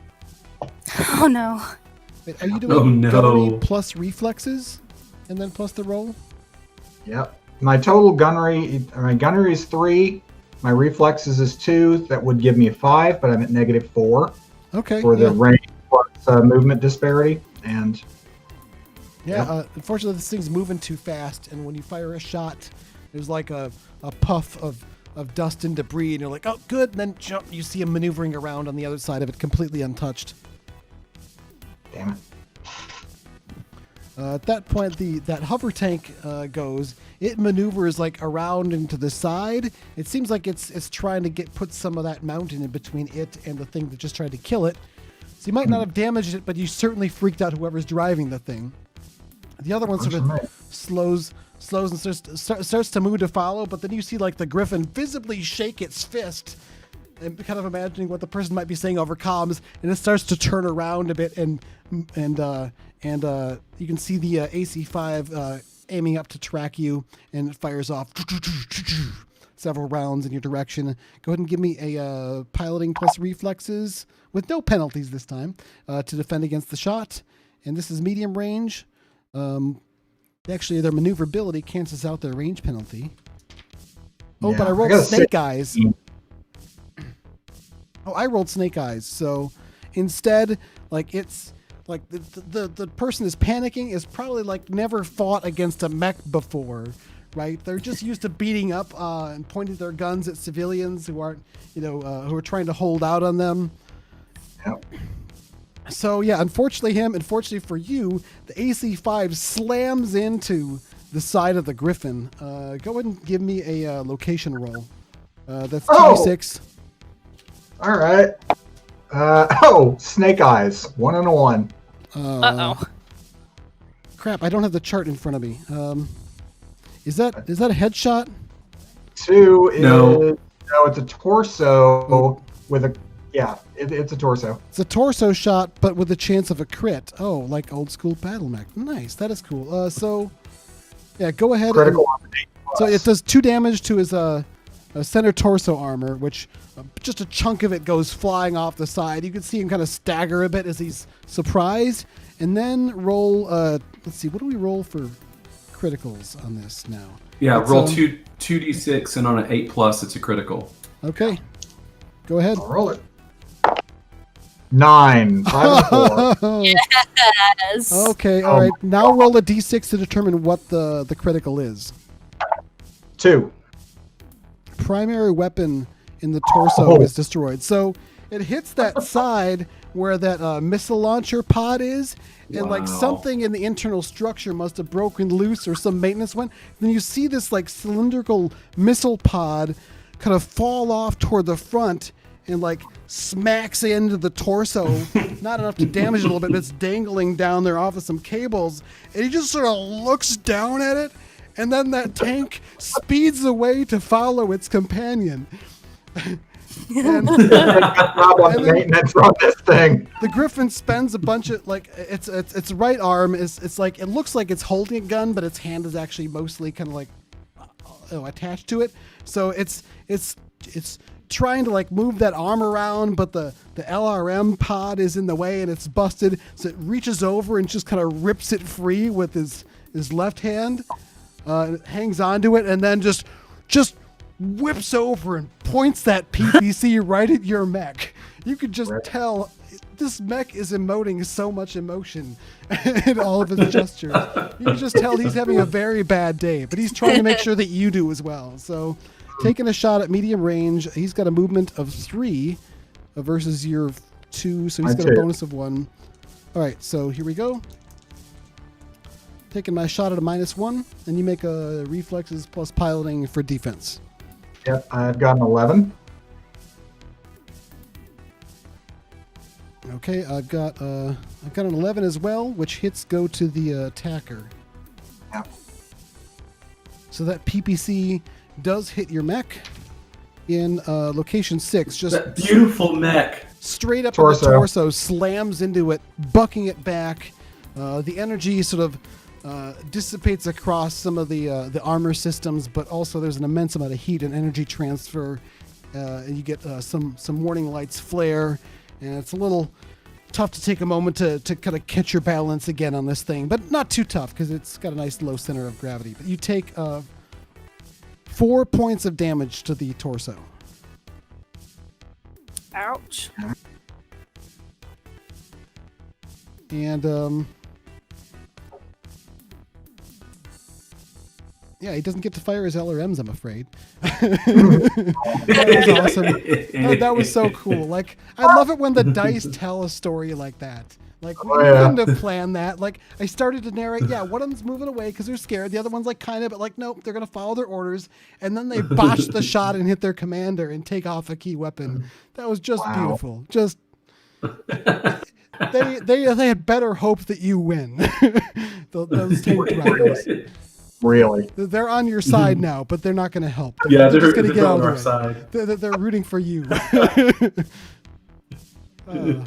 That was a great way to take out a couple of tanks. Oh, we're almost out of time here too, so we'll cut back to the other fight. John, Texas, Crow, and Finn looking down the barrel of the bartender's assault rifle. And there's the 2 guys who've ducked down, and they've taken some hits, but they're wearing armor, so they're still in the fight. What do you do? I want to get a I want to spend a plot point to put right next to the bartender with the automatic weapon. There's a cask of beer right there. There's a keg right there next to him of beer. I mean, you don't have and to I spend know a plot that point for that. Sorry, go on. Well, my thought is I'm going to shoot that and superheat it with the laser and have it blow up all over, and see if I can make it blow up all over all over him to kind of take him out of the fight for a little bit. All right, gotcha. So yeah, normally these lasers fire off little pulses, but sometimes if you want to like start a campfire or something or cut through, you can kind of switch it over to the sustained, the lower sustained heat setting. So you switch it over to that and hold the beam on as you pointed out at the keg. Go ahead and give me a what is it? A shooting roll? Or are you going to use some sort of thinky or tricky stuff on us? I think small arms is still the one that makes sense for me for that. I'm not much of a thinky guy, so, Gotcha. So That's me. This is a bad. I'm the This thinky is a guy. bad plan. Man, I'm rolling great tonight. 11 plus 5, so that's a 16. Oh yeah, 16. That totally beats mine. So yeah, he fires. It hits it like pierces this keg very quickly. At the same time, it starts to superheat the internals. You keep it on there, and then there's just this explosive, and then foam everywhere. The entire place is just obscured. Just the bartender is covered, and you can barely see the silhouette of his form covered in the foam. The other two undercover, they're definitely disoriented by this, but they're not gooped up like the bartender is. What was the bartender's name again? Do you remember? Tonus. I'm gonna yell at him. Tonus, you made me do that to that beer. And one of the two that's taking kind of the laser pistol guys yells, "Hey, that's a damn waste of good beer." And the other one says, "Oh, that beer was piss." All right, Ava, what's Finn up to? I'm not sure. She's not a fighter. This isn't what she does. It seems like you might have an opportunity to run through and just get out of the room on the other side if you just want to get a move on. That's actually what that's exactly what she does. However, Moving text! There's a bunch of stuff in the way, and some of it might be all slippery now. Yeah. So it's not going to be a for sure thing. Use your movement, Right. but give me some sort of a skill or a reflex roll to... Do you have athletics? I do not. I have Okay. stealth. That's the closest I've got, and that's not quite... Honestly, the way we're doing this, you're trying to slip through without them chasing you or whatever. A stealth makes sense. That's You're taking true. advantage of an opportunity. Perfect. So that sounds perfect to me. Go ahead. Stealth plus reflexes. I'm going to go roll 3 dice against you. 2d6 plus 5 gives me a 12. My dice tonight, All right. man. I got a 14. So Of course you did. a 6, a 4, and a 4. Uh-huh. I got a 4 and a 3 plus 5. All right. Well, I'm going to say you make it through and out the room, but you are just covered in beer foam, and things are a little slippery. Well, let's hope this suit isn't that porous. I don't want to smell like beer. You totally smell like beer. Well, the outside of you does. Squeegee. So that might provide some disadvantage later, but at least you get through and out. And you're almost certain they observed you. You're not sure about the bartender observing anything other than beer foam at the moment. and the taunting of the person who coated him in it. It's a real lament. I'm really upset about that. All right, cutting around to Ian Warden over there in the mech. We didn't resolve last time was the heat. How much heat did you build up last turn? 1. Okay, 1 after sinking it, or Yeah, after sinking, I was at net 1. okay, that's not too bad. But yeah, you can tell the mech's starting to respond a bit sluggishly. Yeah. It's going to slow me down a little bit. What would you like to do? I'm going to advance directly at Hammond. I'm going to try to just move straight in on him. If I can reduce the range penalty, great. Okay. I was at medium. Hopefully I can be at short. He's at medium now, so you're able to maneuver. Again, the mech's a bit sluggish, but you approach to within short range. All right. It's going to be AC 5 and 2 medium lasers this time. I want to drop some of that heat. So Okay. we'll start with the AC 5. You have a -1 for movement difference. Yeah, at least I don't have the penalty to range distance. I rolled the exact same roll, which totals me to 7 this time. Wow. No, wait. All right. Let me double check that. All right. So it's only 1 disparity on that. So no range penalty. Okay. So it's actually an 8. That was 1 off. Okay, well, I rolled 7 on the dice, which is a total of 12. So he Alright. hits his jump jets and starts to leap out of the way. You're starting to track the AC misses, right? Or is that the lasers? That was the AC. All right, you gonna track him with the medium lasers? Wait, you rolled a 7 for his defense? Yeah, and plus his skill bonus is like 12 plus total. the skill bonus. Roll. Okay. Yeah, that was the AC 5. So 2 medium lasers to go.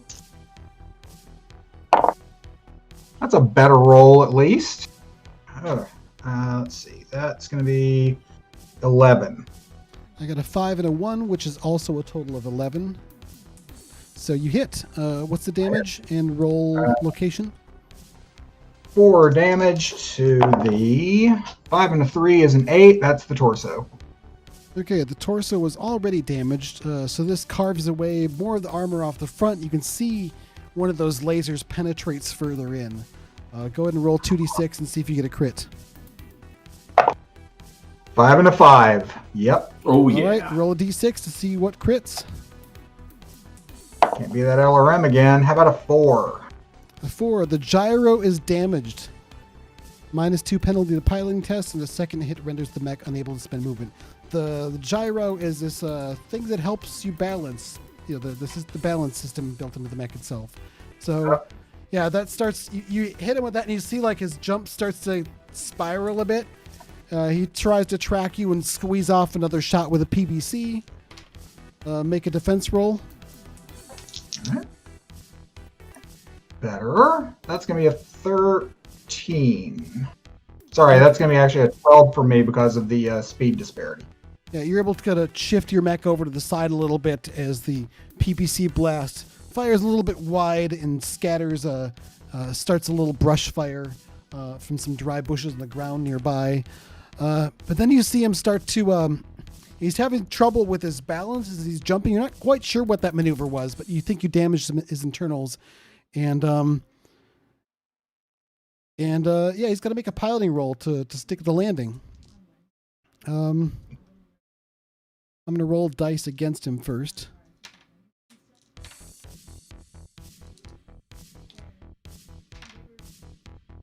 All right, it's a little tricky, and it looks like he's going to come down on his back, but at the last minute, he sort of turns things around to angle one of the jump jets quite skillfully the right way and settles down for a landing, and he seems a bit wobbly now, kind of like he's drunk, as he's trying to compensate manually for the gyroscope damage. I'm going to pop the external speakers and just make sure he can hear me when I say, "Ham and cheese, you're not supposed to be drinking on the job, Commander." Yes. All right, then over speakers, "What the trek? Who are you? How did you get into the Star League base?" I'll answer back, "You can call me Paladin, and how I got in is nothing you're ever going to learn." All right, at that point, I think he is going to, he sort of jumped back a little bit to get a little bit of a further range. He flips you off with his left mech hand, and then turns to do this sort of wobbling, almost looking like he's going to fall over kind of maneuver to run away. He'll quickly get out of range, but you want to take a last pot shot as he goes?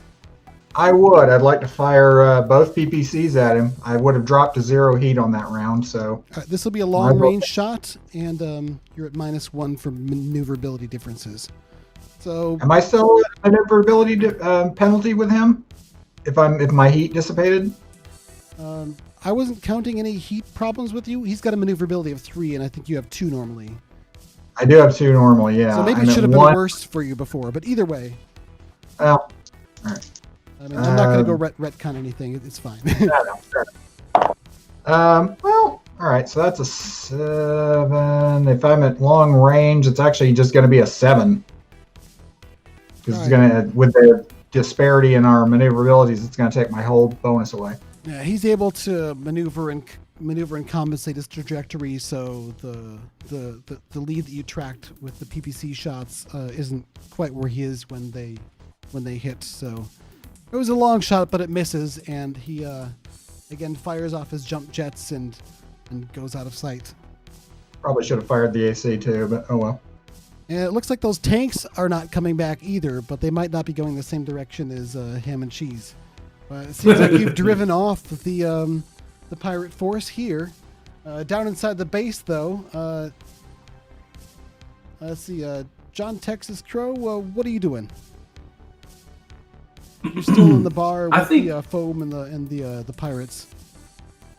Yeah, at the foam and the pirates, the beer and all that. So I think what I want to do is I'd like to see if I can maybe just kind of run through and kind of start moving through and try to get out and just knock one of the guys down, almost like hit him like with a tackle. As I'm running through. So you just try to hit one on the way out, or do you want to, stay in the room and fight people? Well, I was thinking about trying to vamoose and get out of the room. Okay, because you could move through the same path Finn used and probably just get out. Okay, I'll do that. I'm just gonna maneuver out through there and get and just get out of the room. I figure they might chase us, and they might not. So I've got athletics. I'll use that as the skill. Sounds good. Give me an athletics roll then. I'm gonna roll 3 dice against you. I got a total of 7. 4 plus. No, I got a 7. It's 4 plus 3. All right, you do some slipping and sliding and almost fall a couple of times, but you manage to get out, and you kind of turn and see there's the door controls, and you pull that down, and the door slides closed. Yeah, it backs you up with a little door lock scramble. And you looking over at Finn, who's kind of comically covered in beer foam as well. So glad I can't smell it through this helmet. Filters. Over the comms, the AI says that should hold them for a few moments. Most of the rest are in the control room. If your goal is to head towards the mech area, the path is clear. Thank you. I did not realize this was part of your station. You didn't? No. You don't listen to anything I say, do you? I was busy dealing with all your pop-ups while I had to start up the... Shish! Get these mechs. All right, so I think we're going to call it then, as you two are rounding the bend into the mech bay, which, Finn, you're normally an indentured servant to work there on the mechs. But you look over and see the Valkyrie mech that you've been working on. And it seems so less shiny and pretty than it did before. It's got character. Mech. But it's got character. But yeah, every millimeter of this mech, as if you built it yourself, which you've practically done a couple of times. And then glance over at that Phoenix Hawk that John Texas Crow is giving a moon eyes up at. Somehow, and with its friggin' urban mech jump jets latched onto it. You're going to end up putting a 900-gallon hat on that thing, aren't you? It seems as you're approaching, it does seem like somebody had come down here and hit the switches to warm up the fusion engines. So they already seem like they're warmed up. That said, Smallmers. You don't have direct access to their systems, so we'll have to see if Finn can hack that. Yeah. For you. I don't like software. I bet Finn Definitely can. going to start learning computers. And I just want to say for the record, this is not the first time that John Texas has run out of a bar covered in beer. Oh, that's awesome. This is not the first time this has happened to him. All right, I think that's our show. What an episode! That was great. Hope you all had fun. I had fun. I think everybody had good moments to shine in that episode. I loved it. I thought it was great. I can't believe how the mech and tank combat went. That was amazing. I loved it. I hoped at that point, really. I just want to say that I don't think I've ever seen that on the tabletop, but that was pretty awesome. I've seen that weird, snake eyes on the targeting roll and the torso hit.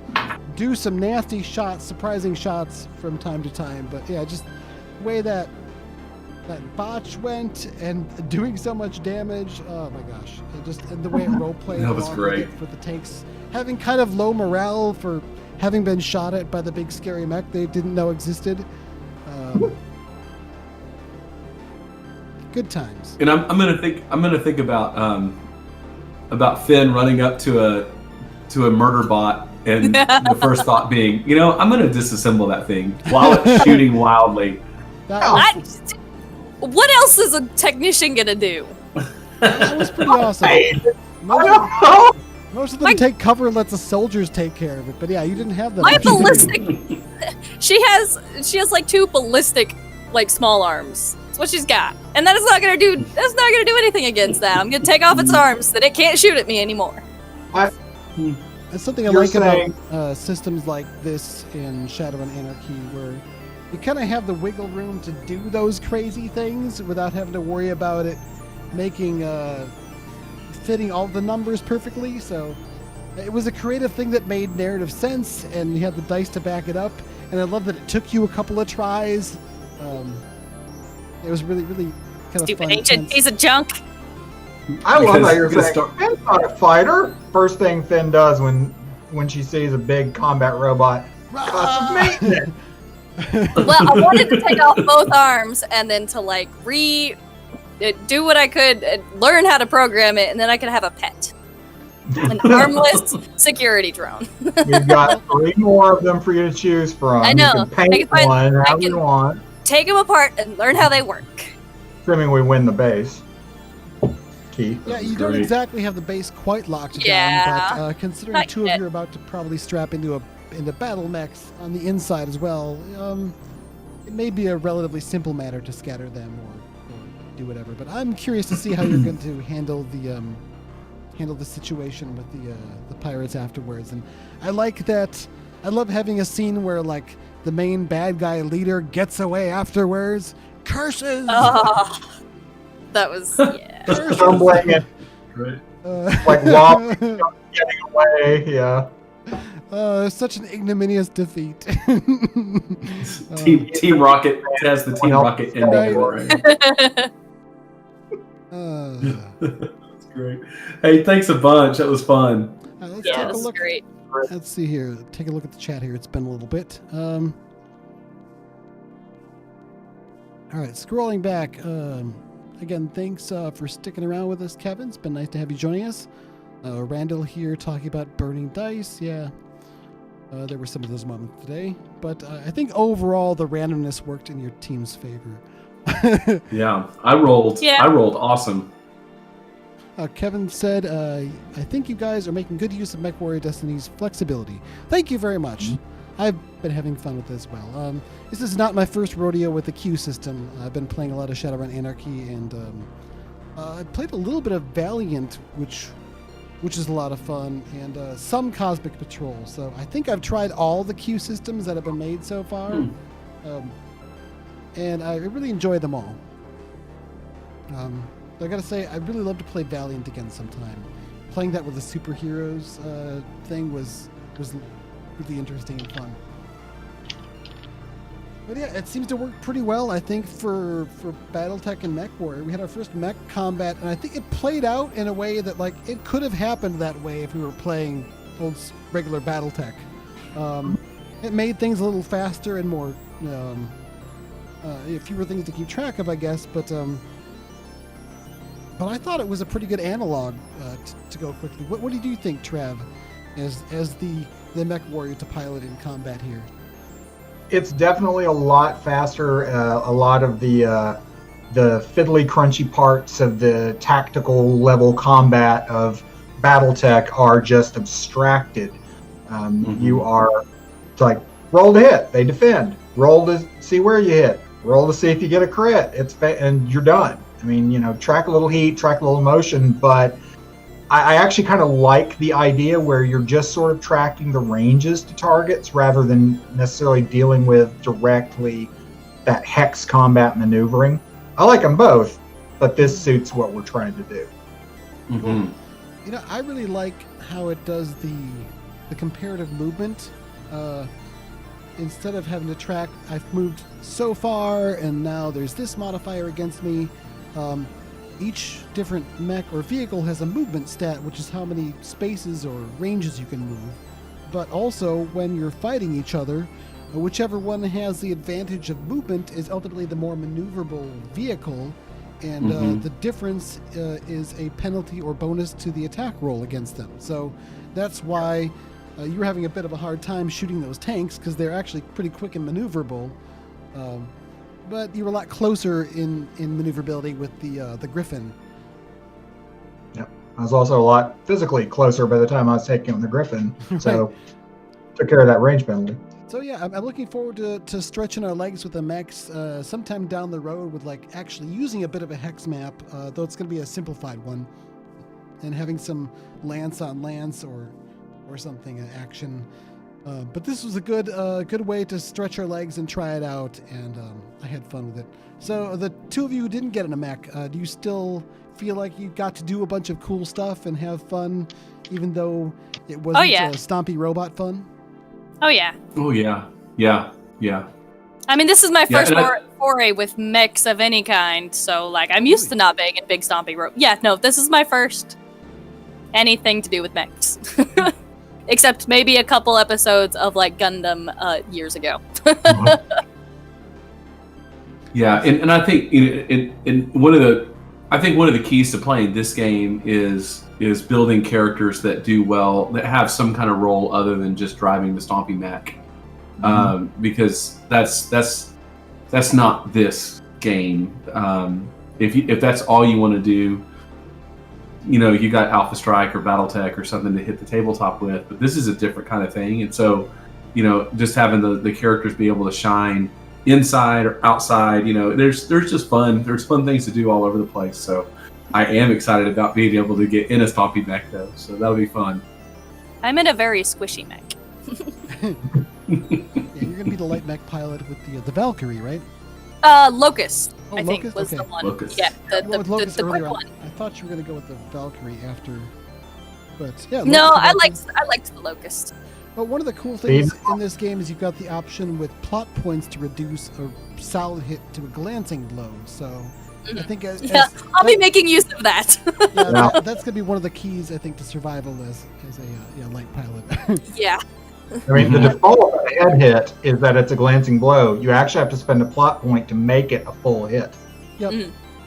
Yeah, but you can, if you're hit anywhere else, you can spend a plot point to make a regular hit a glancing blow, which is only 1 damage. So still scary. Good. Like that's about as much armor as the Locust has anywhere. 1 or 2, I think, but. Well, it's the Locust actually has. I have a note card where I've like, that's not it. No, that's not gonna.